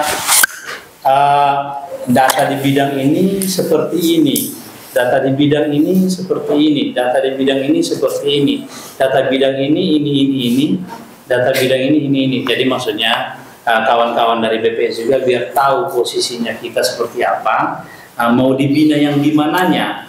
Itu nanti biar kawan-kawan dari BPS juga biar tahu. Itu mungkin dari saya. Terima kasih. Assalamualaikum warahmatullahi wabarakatuh. Waalaikumsalam warahmatullahi wabarakatuh. Pertanyaan kedua ada rekan-rekan yang hadir. Terima kasih pada kawan-kawan BPS. Saya tadi menyimak paparan dari ketersediaan beras Padang Lawas. Saya mau menyampaikan kepada BPS, terkhusus kepada kepala BPS, data dari ATR itu 5.000-an kalau nggak salah ya tadi. Dari BPS sendiri itu 2.500. Ini bagaimana perbedaan data ini sangat signifikan. Ini nanti berpengaruh terhadap kebijakan apa yang akan kita laksanakan terhadap Kabupaten Padang Lawas. Itu bagaimana solusinya dari BPS atau dari OPD itu biar kita satukan atau mungkin kita sulati ATR karena ini berpengaruh Pak tentang misalnya kebijakan bantuan misalnya yang makan ke Padang Lawas, produksi terhadap hasil dari padi kita. Kalau 5.000 hektar produksi padi kita itu sudah bisa memenuhi kebutuhan Padang Sidipuan loh. Kalau kita per hektarnya 8 ton misalnya. Tapi ternyata produksi kita di Padang Lawas ini sangat rendah. Jangan-jangan di pusat itu data yang dipakai itu 5.000-an. Kan sedangkan realnya 2.500. Produksi itu satu. Yang kedua, produktivitas sawah kita sama hasil kita masih sangat rendah. Itu memang dan kalau luas apanya bisa kita maklumi karena memang masih banyak daerah dataran tinggi itu sama sekali tidak ada lokasi sawah. Tapi kalau kita survei di daerah dataran tinggi itu makanan orang nggak kenal dia SKPH itu beras bulog itu nggak kenal, nggak mau dia, nggak level katanya kan. Jadi dia indeks pendapatan ekonominya Pak bisa memenuhi membeli beras yang premium dari tebing apa semua kan itu nggak terlalu masalah kalau menurutku karena dia mempunyai kemampuan untuk membeli daya belinya tinggi. Yang jadi masalah itu tadi Pak BPS itu data itu kalau bisa itu bagaimana caranya yang minimal disuratilah pihak-pihak terkait. Jangan sampai selisih ini dibiarkan berlarut-larut. Ini akan berpengaruh terhadap kebijakan yang akan diambil untuk Kabupaten Padang Lawas. Itu saja mungkin. Terima kasih. Terima kasih Pak Tahir. Kemudian pertanyaan ketiga kami silakan pada rekan yang mau ada pertanyaan. Bukan pertanyaan dulu. Kan lagi pertanyaan. Iya, silakan Pak. Iya, diskusi. Terima kasih ya. Siap. Moderator izin dari Pak BPS, Kadis, para kabit dan para PD lain, Menkominfo sama Bapeda. Sebenarnya atas dasar pertemuan kita ini saya tertarik sebenarnya ini. Lantaran ini hubungan koordinasi nampaknya ini kan. Bagaimana pihak BPS sama Pangan ini menyatu nampak untuk masalah data. Cuma yang kita pertimbangkan ini cuma satu izinnya BPS. Masalah ini pangan kan. Ya. Berarti malam itu ada yang harus dikonsumsi. Dan mana hasil konsumsinya ada baku sawah, ada baku lahannya tadi kan itu kelarinya kan. Cuma capaian itu tadi IP indeksnya itu kan tanamannya itu berdasarkan luas baku sawah. Dalam artian maunya ini dinas pertanian kurang satu lagi nampaknya biar bisa kita apa ini. Lantaran pangan itu memang dipangan. Kalau produksi pertanian kan berarti berapa hasil produksinya dan dari sumber lahan kan. Sementara lahan kita capaian tadi dari jumlah penduduk cuma lahan berapa 5.000 hektar ya. Kalau sempat IP-nya cuma 1,6 berarti cuma berapa itu? Sekitar 8.000 ya? 9.000 hektar ya? 8.000-an tadi. Sekitar 8.000-an lah kurasa kalau cuma IP aku 1,6 ya. 9.900 tuh. Nah, tapi taruh 9.000. Mungkin kalau memang hasil produksi, balik kita tadi produksi kan. Kalau produksinya cuma 2,4 dari 9.000 mungkin capaian untuk pangan Padang Lawas terancam lah ya. Berdasarkan jumlah penduduk. Tapi bagaimana solusinya? Misalnya kayak yang tadi itu dari data kan ada misalnya jenis-jenis lahannya itu kan irigasi, setengah teknis, tak ada hujan kan, lagi hauma. Jadi maunya ini dimasukkan. Kalau nggak dimasukkan dari mana kita dapat sumbernya? Misalnya biarpun padi ladang itu, padi hauma itu kan termasuk bahan konsumsi. Padi Gogo, Padi Ladang lah dulu maksudnya biar secara umum lantar orang Gogo nanti nggak buat kali orang Gogo kali kan katanya kan, punya Padi Ladang kan termasuk juga. Jadi dari situ pun bisa termasuk baku sawah kita kan. Alhasil dari jumlah aku heran aku, kok cuma 5.000? Kan cuma IP sekian kemana? Yang nggak mau jadi nanti orang lawas itu nggak makan. Sama kayak yang disampaikannya tadi kawan tadi. Alhasil dari Sosa, masa nggak ada beras dari Sosa? Ada, ladang Haumanya. Bukan nggak ada. Biarpun setelahnya capaiannya itu IP yang disampaikan tadi itu kan, mungkin biar pembeladang dia sekali setahun, berarti mungkin IP-nya cuma satu kali bertanaman kan. Mungkin lahannya pun udah pecah-pecah. Misalnya ada yang lahan buka baru ya tanam itu kan. Alhasil mungkin itu kalau hematku itu bisa tapi kalau kita duduk bersama ini bisa berubah. Kemudian saya simak sedikit lantaran tadi singgung ini masalah bidang kan. Iya, siap. Lantaran pas pula tadi bidangku konsumsi. Masuk juga sekarang juga ini masalah pangan kan. Sejalan, itu makanya tadi kan kebutuhan pangannya itu berapa kan.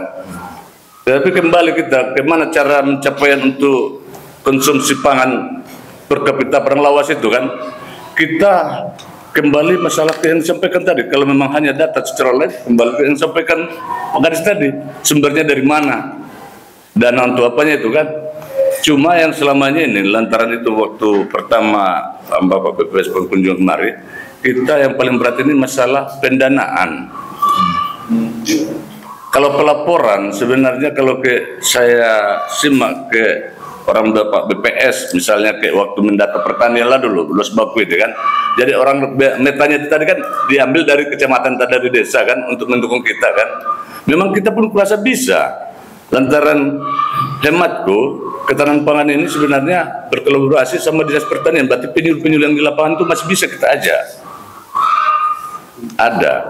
Apalagi binaan-binaan dari misalnya kayak ada orang ibu apa inilah masalah PPA. Ada lantaran responden itu kan kita selalu berkaitan dengan orang dinas pertanian juga untuk pencacahan apanya ini. Cuma lantaran apanya ini susahnya sebenarnya kinerjanya agak apa kan, tapi kalau hematnya itu terlalu tinggi pembiayaannya.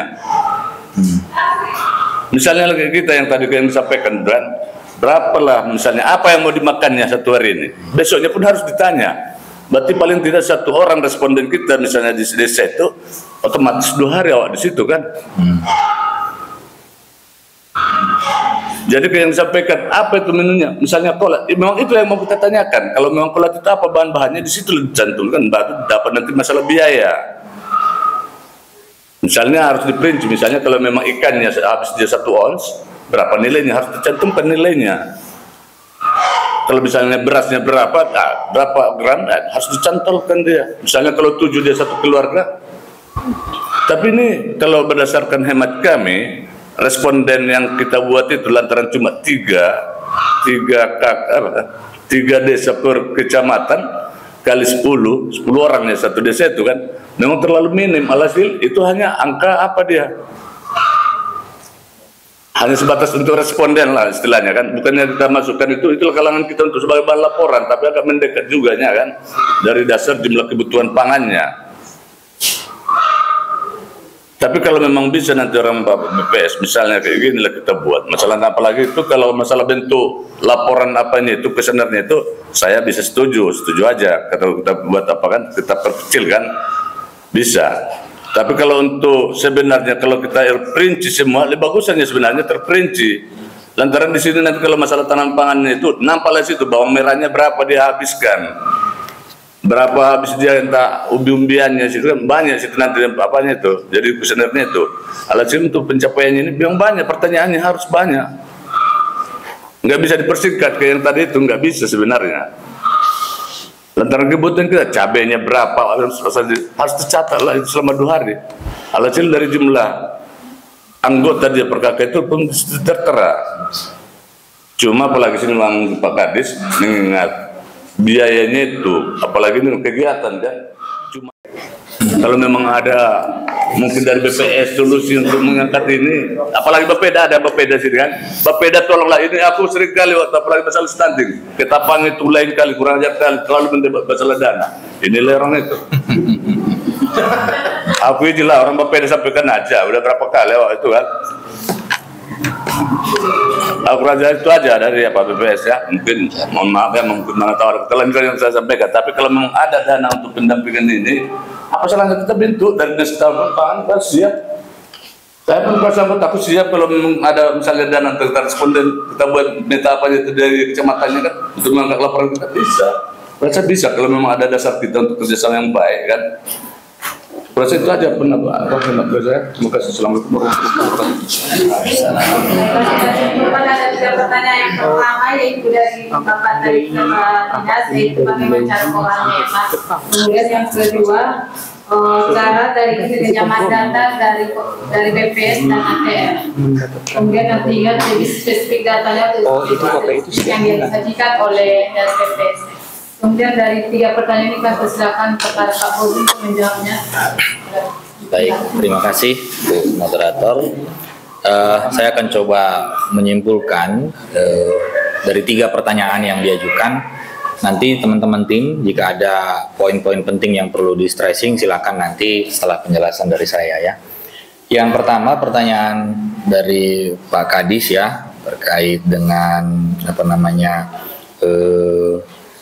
aplikasi yang coba kita tawarkan tadi. Jadi sebenarnya begini Pak Kadis, kalau di tujuan dari pembinaan kita sebenarnya output yang diharapkan itu adalah bagaimana tadi tabel-tabel, coba Pak Denny tabel pelak panasnya ditampilkan, data-data sektoral yang ada di Dinas Ketapang. Kita juga belum tahu nih kira-kira ada berapa tabel ya, mau dia per kecamatan, apakah per desa atau angka kabupaten saja yang ada dikelola oleh masing-masing, ada 3 bidang tadi Pak ya. Nah inilah yang coba nanti kita kompilasikan Pak, kita bikin seperti yang punya Dinas Kesehatan ini. Nanti ada dashboardnya, kemudian ada ringkasan judul-judul tabelnya. Ini T1 sampai T sekian, ini adalah tabel pertama sampai tabel kesekian. Dinas Kesehatan kebetulan cukup banyak mengelola tabel sektoral. Nah saya nggak tahu di Dinas Ketapang, harapannya nanti ini bisa terisi Pak. Nah bagaimana cara mengisinya tentu harus kita sampaikan dulu bagaimana cara menyusun tabel yang baik. Coba dikasih contoh ya, salah satu tabel. Nah, seperti ini contohnya ya, tabel jumlah tenaga kesehatan. Tentu ada satu variabel mau dibagi sampai level mana dia. Misalkan di sini per kecamatan. Apa saja yang mau disajikan? Jumlah dokter. Nah, seperti inilah contoh penyajian tabel salah satunya yang baik. Meskipun di sini sebenarnya karena ini bentuknya adalah semacam database. Sebenarnya kalau tampilan aslinya itu Bapak Ibu bisa lihat seperti di publikasi Padang Lawas dalam angka. Ada dulu judul tabelnya Pak. Jumlah kesehatan, tenaga kesehatan Kabupaten Padang Lawas dirinci menurut kecamatan tahun berapa? Ada tahunnya Pak. Ada satuannya orang. Itulah contoh tabel yang baik Pak. Kalau ada tabel nggak ada satuan, itu bisa bias Pak. Ini apa satuannya? Berkilogram kah, gram? Itu sangat jauh sekali artinya nantinya. Nah jadi dalam pertemuan ini sebenarnya salah satu yang kita harapkan outputnya adalah nanti coba kembali ke portal, halaman depan portal Dinas Ketapang tadi yang masih belum bisa diklik, minimal sekarang sudah bisa diklik.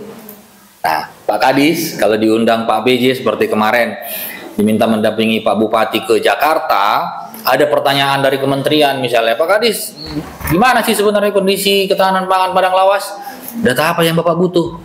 Misalnya, berapa sih konsumsi beras yang dibutuhkan di Kabupaten Padang Lawas?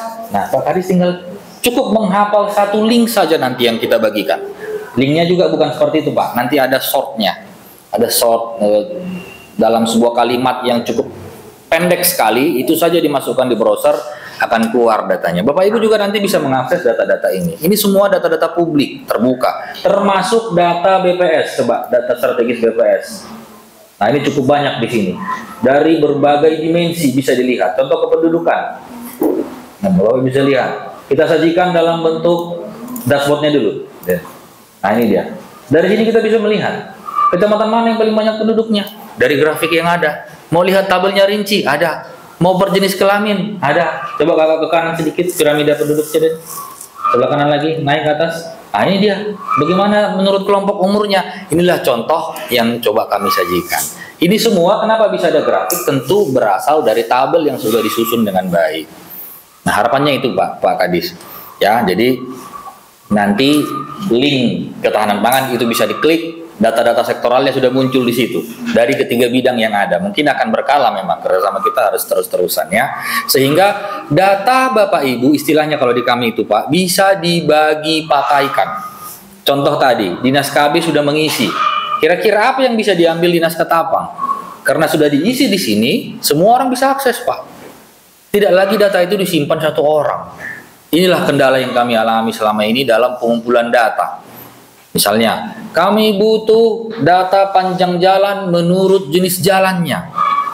Sampai sekarang Pak, data itu belum bisa kami dapatkan karena dibawa oleh satu orang pegawai. Nah, ini sedikit curhat.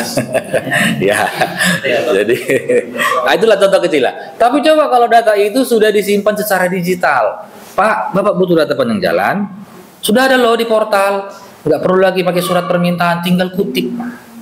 Sumbernya ada di bawah. Nah itu juga, tabel yang baik harus menyebutkan sumber datanya dari mana. Termasuk BPS Pak, sumber datanya banyak. Ada sensus, ada survei, termasuk survei Susenas yang sering kali kami sebutkan, nanti saya bahas di pertanyaan berikutnya. Nah itu Pak, jadi outputnya yang kita harapkan salah satunya adalah ini sebenarnya. Nah, kemarin permintaan pembuatan aplikasi itu adalah ikutannya, Pak. Ada ikutan. Jadi bagaimana kita membantu teman-teman di Ketapang, karena tadi terkait kendala pembiayaan, bahwa satu kecamatan hanya bisa 3 desa yang disurvei, satu desa 10 orang tadi ya, Pak Kadis ya. Nah, jadi secara statistik juga, Pak, bagaimana cara memilih 3 desa, 3 desa tadi, itu ada aturannya, Pak, nggak sembarangan. Nah, betul. Kecamatan kan nggak sama jumlah desanya. Ada yang banyak, ada yang kecil. Tentu harus ada proporsionalnya. Salah satu unsur proporsional.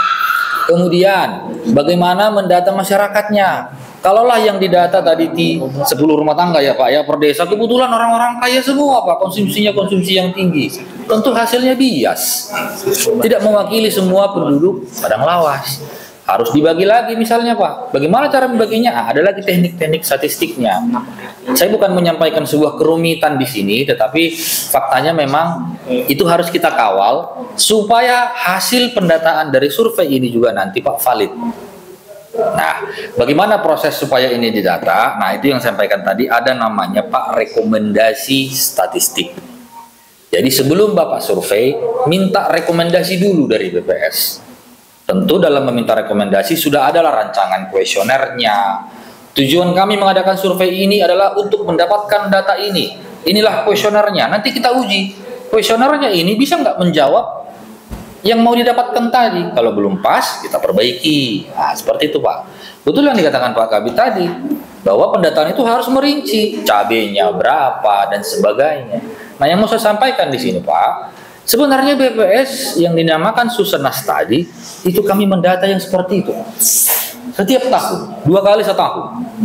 Di Maret itu Susenas besar akan menghasilkan angka kabupaten, di September nanti untuk level provinsi. Jadi yang kami data di situ Pak, berapa beras yang dikonsumsi oleh satu rumah tangga yang berasal dari pembelian. Kemudian yang berasal dari pemberiannya. Pemberian. Misalnya makan di pesta dia, kita hitung Pak berapa beras.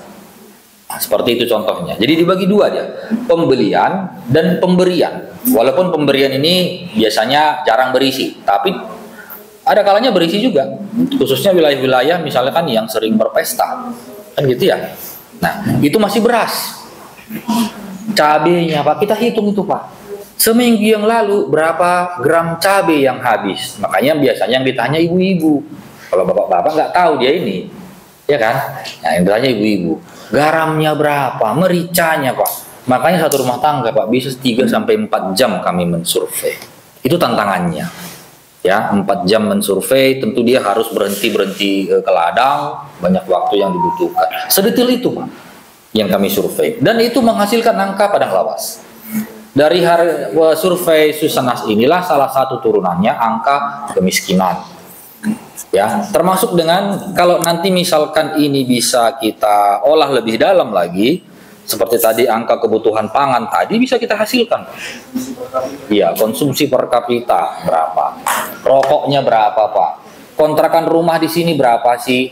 Pembelian gas berapa? BBM-nya berapa? Ratusan komoditas, barang dan jasa, Pak, yang kita data di situ. Nah, itu dia. Jadi saya kira niat baik dari pendataan ini pun ya saya kira harus kita dukung ya. Jadi nanti kalau misalnya kita pilah-pilah, kalau dirasa memang data BPS sudah cukup bisa menjawab itu semua variabelnya sudah ada di situ, saya kira mungkin pendataan ini nggak perlu kita lakukan, kasarnya seperti itu Pak. Tetapi jika ada tujuan lain, kami siap mendukung, membantu mendesainkan kuesionernya dan sebagainya. Nah, itu tadi Pak. Jadi dari desain kuesioner yang kami dapatkan tadi, sepertinya kurang efisien. Kan tadi kan Pak ya, nama makanannya apa? Kemudian apa saja bumbu-bumbunya, misalnya ada beras, ada cabai dan sebagainya.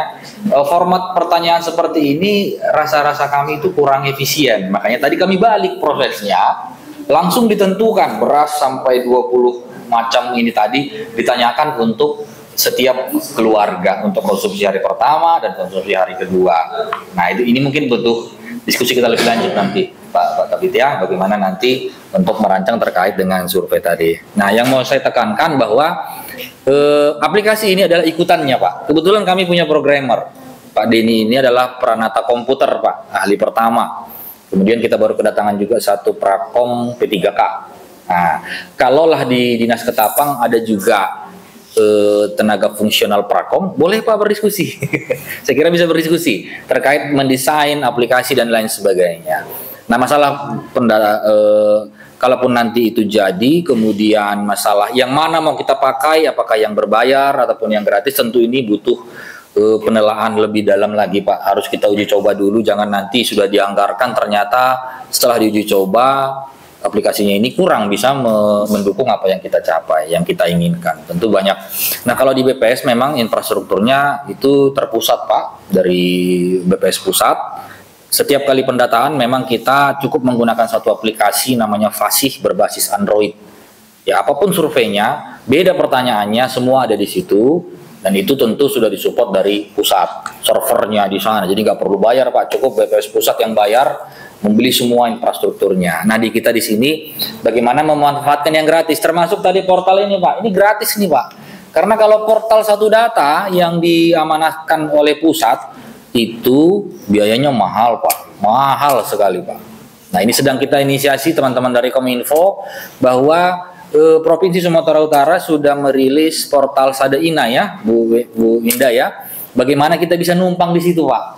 Ya, kalau ini kan sifatnya berbasis Google Site, Google Sheet yang gratis Pak. Namanya yang gratis, banyak keterbatasan. Ya, dari sisi keamanannya juga rentan. Contoh tadi tabel Excel tadi, kalau nggak kita kunci, siapapun bisa merubah datanya. Udah bagus datanya, ada yang masuk bisa mengacak-acak itu Pak. Nah itu, tapi karena sekarang memang masih terkendala di situ, ya kita siapkan ini Pak. Ini namanya portal. Kenapa namanya kolak panas? Karena kebetulan merupakan output dari Diklat PIN 3 saya Pak. Nah, ini yang kita kelanjutan dari situ, kolaborasi statistik Padang Lawas, itu kepanjangan dari kolak panas. Kenapa sih nama makanan? Mungkin ada yang bertanya-tanya gitu ya, apalagi ini bulan puasa. Kolak panas tadi itu iya, itu Pak, panas itu Padang Lawas. Jadi oke, nanti mungkin ini bisa kita bagikan ke Bapak Ibu, teman-teman Bapeda, Kominfo juga bisa akses. Terlebih data-data strategis BPS itu sudah banyak kita isi di situ Pak, jumlah penduduk ya dan data-data lainnya. Nah, itu mungkin terkait pertanyaan dari Bapak Kadis. Kemudian pertanyaan kedua dari Pak Taher. Oke.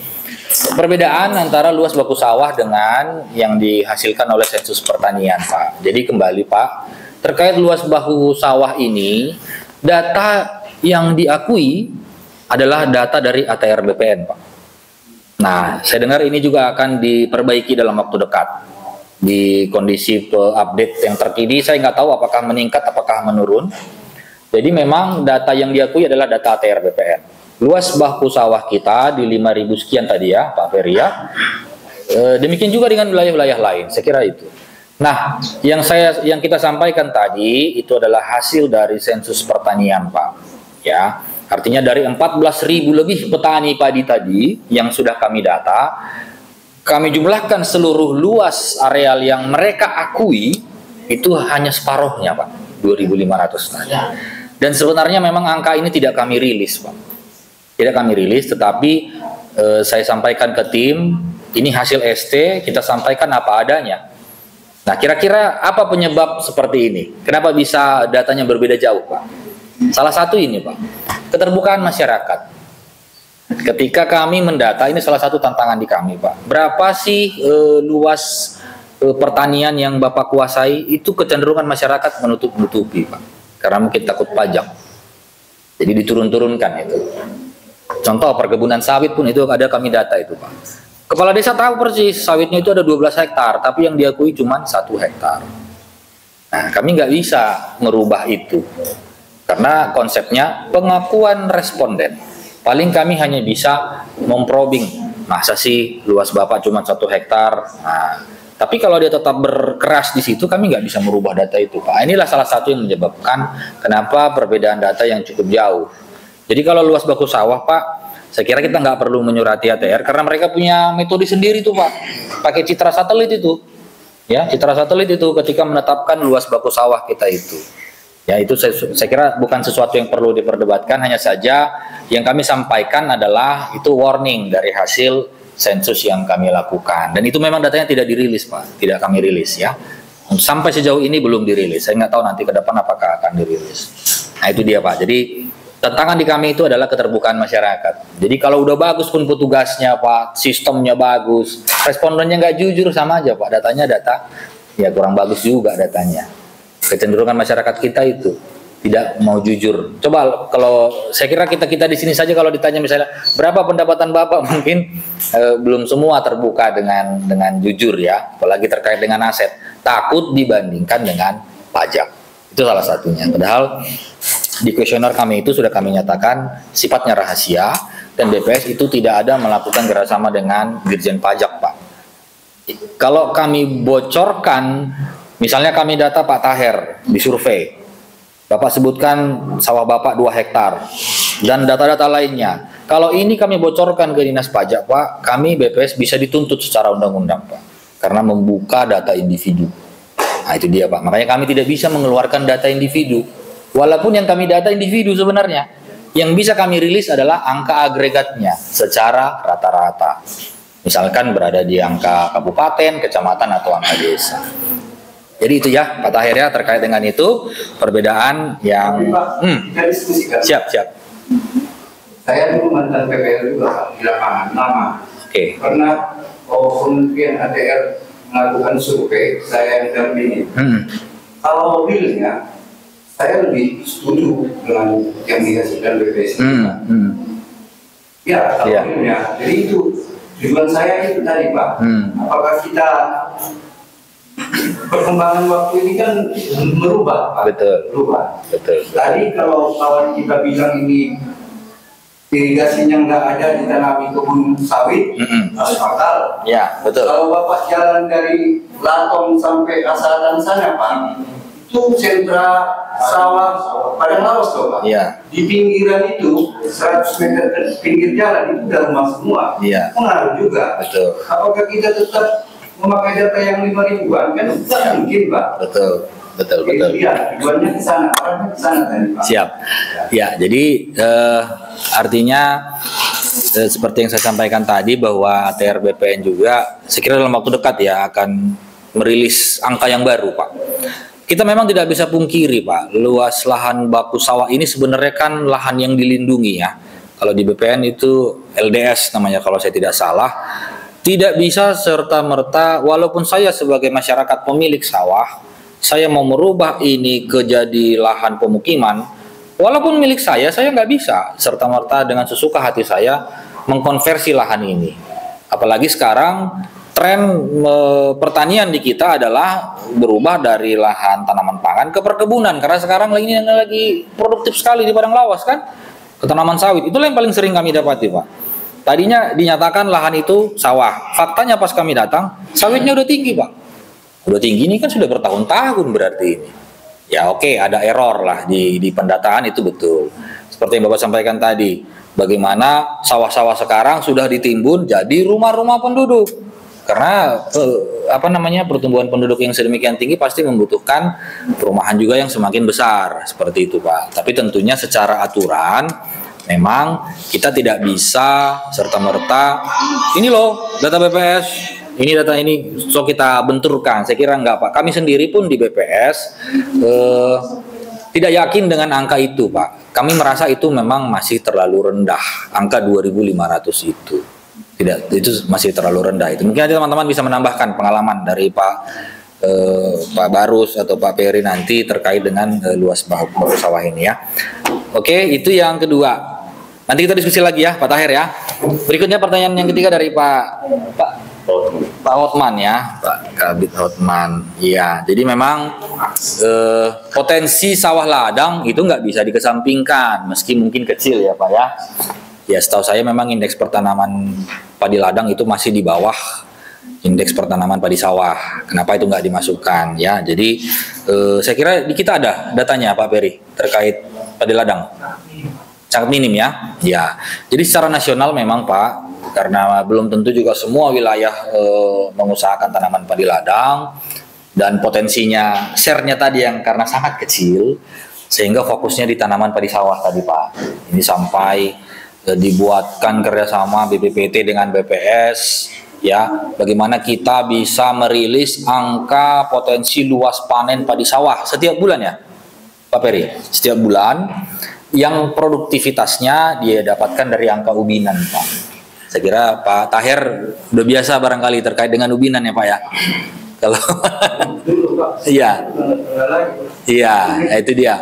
Jadi angka luas panennya dapat dari survei KSA namanya, Pak, kerangka sampel area. Jadi memanfaatkan juga citra satelit, memanfaatkan teknologi terkini. Makanya tadi tanaman itu kita bagi ke dalam 7 fase ya. Ya, dari fase awal sampai generatif akhir. Kalau dia sudah sampai generatif akhir, sudah hampir kita pastikan ini pasti akan jadi padi, akan jadi beras, kecuali ada bencana alam dan sebagainya. Dari situlah kita dapat perkiraan luas panen tadi yang berada di angka 7.000 sekian di tahun 2023. Kenapa bisa 7.000 sementara luas sawahnya cuma 5.000? Karena kan setiap lahan sawah bisa ditanami 1 atau lebih, 2-3 kali. Nah, itulah makanya secara rata-rata dapat 1,6 indeks pertanaman kita. Nah, seperti itu. Jadi saya kira itu Pak Hotman, kenapa padi ladang nggak dimasukkan, tetapi tentu itu akan jadi potensi, iya betul. Nah, mungkin pertanyaan berikut, Pak. Padi yang kita hasilkan tadi yang telah dikonversi menjadi sekitar 21.000 ton per tahun, apakah itu akan dikonsumsi masyarakat Padang Lawas semua? Nah, ini mungkin jadi pertanyaan berikutnya. Karena tadi Bapak bilang, masyarakat Huristak aja nggak mau makan padi bulog, padi lokal. Makanya padi premium, pasti impor dari daerah lain. Masyarakat Sibuhuan, mungkin kita sendiri di sini. Beli berasnya di mana? Di Indomaret, itu beras premium, bukan beras lokal. Terus beras lokal itu larinya kemana? Kan itu juga jadi pertanyaan kan, Pak. Nah, ini mungkin perlu baru kembali kemari kan gitu. Nah, ini mungkin Pak Barus nanti yang bisa kasih pemahaman ya sebagai salah satu pengamat ekonomi lah di Padang Lawas ini. Silakan Pak Barus kalau mau disampaikan. Ada. Ya, mungkin jadi Bapak sekalian, fenomena tertentu terkait dengan kebutuhan pangan ini. Sama saya contohkan misalnya yang paling gampang untuk dilihat. Kalau Bapak Ibu jeli pasti lihat ada di sini peternakan ayam ras skala besar, Pak. Kalau kita hitung-hitung produksi orang itu bisa jadi cukup untuk kebutuhan sebulan misalnya pas panen. Tapi yang jadi masalah, mereka kan panen dalam 1 hari yang sama masuk truk diangkut semua. Nggak bisa diatur besok panen 1 ton, kirim ke semua pasar. Besoknya lagi kirim 1 ton, kirim pasar. Nggak bisa dibuat begitu, Pak. Dia sekali angkut habis semua, dikirim dulu keluar semua.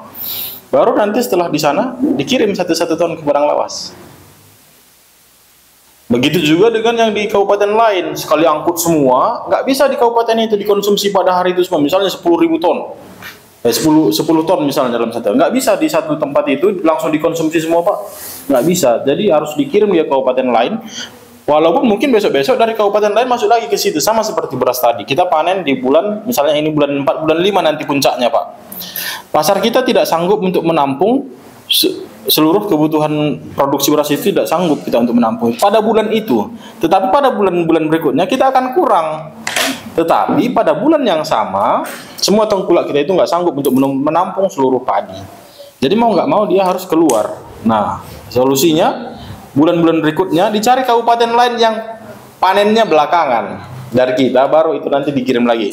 Sebenarnya di situ, Pak, rantai pasok pangan itu yang membuat selisih harganya jadi cukup tinggi. Karena kita nggak bisa mengatur, boleh nggak sih padi padang lawas itu dipanen Januari sampai Oktober, karena kalau kita hitung itu sampai September kalau nggak salah cukup. Produksi kita itu Januari sampai September cukup.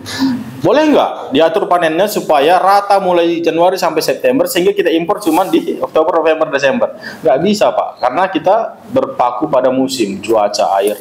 Nah, jadi sebenarnya kalau bisa diatur ke kecamatan-kecamatan mana pola panennya yang bisa dibagi, itu nanti mampu untuk mengurangi margin transport namanya. Jadi padi itu nggak dikirim dulu keluar baru masuk lagi ke sini, atau padi dari kabupaten lain yang dikirim malah ke sini, padahal padi kita dikirim juga keluar. Nah, jadi itulah masalahnya, Pak, salah satu terkait dengan pangan ini, karena nggak bisa diatur, karena nggak ada irigasi kita. Tetapi kalau irigasi kita bagus, nah itu bisa disetel, Pak, bulan-bulan berapa di kecamatan mana musimnya dan segala macam, itu nanti produksi kita itu berisa merata. Jadi kalau sekarang tadi bisa kita itu puncaknya di April Mei, baru turun habis. Nah, nanti muncul lagi di Desember Januari naik ya. Nah, itulah, Pak, terkait dengan pangan dan mungkin fenomena pangan dan mungkin antisipasi rawan pangan tadi juga, Pak. Jadi kan kita harus tahu di bulan berapa. Kalau dirata-ratakan mungkin kami cuma 8.000, tetapi bisa jadi di bulan-bulan tertentu kita minusnya itu 25.000. Karena di bulan itu memang nggak ada padi sama sekali. Nah, gitu, Pak. Nah, itulah terkait pangan ini supaya kita cerdas juga untuk melihat angka-angka itu, angka rata-rata, ada angka maksimum, angka minimum. Kapan kita menggunakan angka rata-rata, kapan menggunakan angka maksimum, kapan menggunakan angka minimum. Contohnya seperti ini, Pak. Kalau kita misalnya punya anak kecil, tingginya masih 1 meter, terus disuruh menyeberangi sungai, dikasih tahu, sungai ini ketinggian rata-ratanya 80 cm.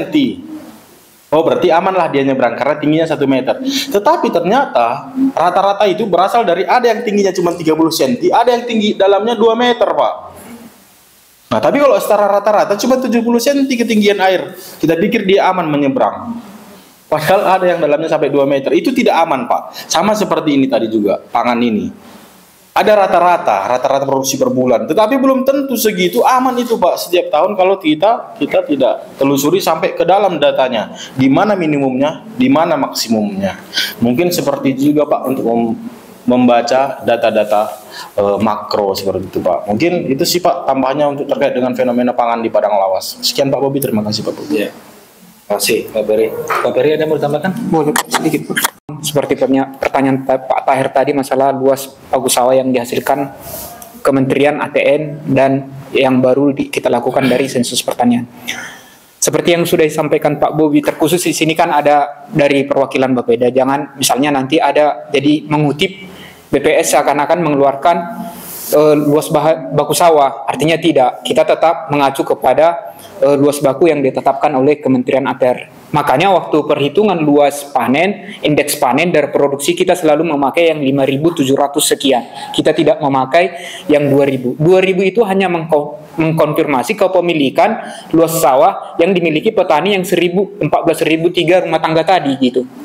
Artinya jangan sampai nanti kawan-kawan Bapeda juga ada dalam kesempatan tertentu mengutip bahwasanya BPS telah mengeluarkan luas baku sawah di angka 2.000. Jangan gitu juga kita nanti, soalnya jadi rame nanti itu. Soalnya yang berwenang adalah Kementerian ATR, kita pula nanti yang kena getahnya. Cuman itu hanya sekedar mengkonfirmasi kepemilikan dari 14.003 rumah tangga tadi memiliki total sekitar 2.500 hektar kalau dibagikan dapatnya seperti itu. Artinya di situ aja Pak penekanannya biar tidak ambigu nanti luas baku sawah ini. Tetap kita mengacu ke yang dikeluarkan oleh Kementerian ATR, BPN, dan itu yang kita pakai dalam penghitungan luas panen, produksi gabah kering panen, giling dan beras Pak. Itu aja Pak. Terima kasih. Ya, terima kasih Pak Prima dan Pak Ferry.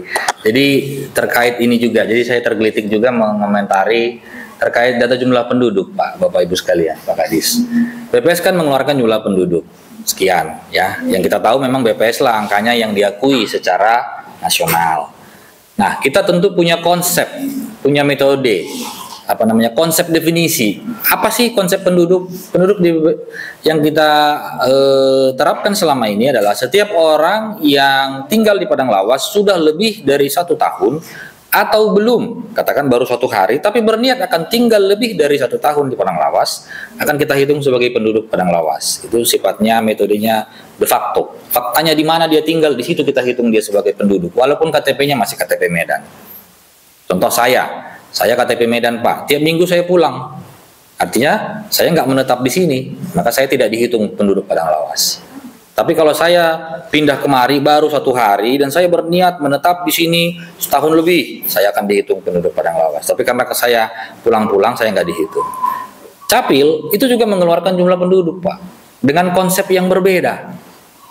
Mereka tentu setiap penduduk yang masih ber-KTP Padang Lawas akan mereka hitung penduduk Padang Lawas. Kalau belum lapor pindah, belum lapor meninggal, akan dihitung penduduk Padang Lawas. Maka angka mereka cenderung lebih tinggi dari angka BPS. Apakah ini perlu dipertentangkan? Enggak Pak. Ya, sering pejabat berkoar-koar, mana yang betul? Kenapa beda? Angka KB sendiri ada Pak. KB sendiri mengeluarkan jumlah penduduk. Kenapa ada 3 versi yang berbeda? Mana yang betul ini? Nah, seakan-akan dengan marah seperti itu menunjukkan kewibawaan dia. Ternyata tidak Pak. Itu nggak ada yang salah Bapak Ibu sekalian. Ya, Capil punya konsep sendiri, angka segitu wajar. BPS punya konsep sendiri, angkanya sekian wajar. Nah sekarang pengguna data mau pakai yang mana? Tergantung kebutuhannya. Mau pakai misalnya, saya kasih analogi seperti ini. Ketika dibutuhkan keputusan jumlah penduduk untuk membangun sebuah sekolah SMA di Kecamatan Huristak misalnya. Menurut Bapak Ibu data siapa yang dipakai? BPS atau Capil? Ada yang bisa jawab Bapak Ibu? Mau yang faktanya benar-benar penduduk situ atau hanya yang KTP?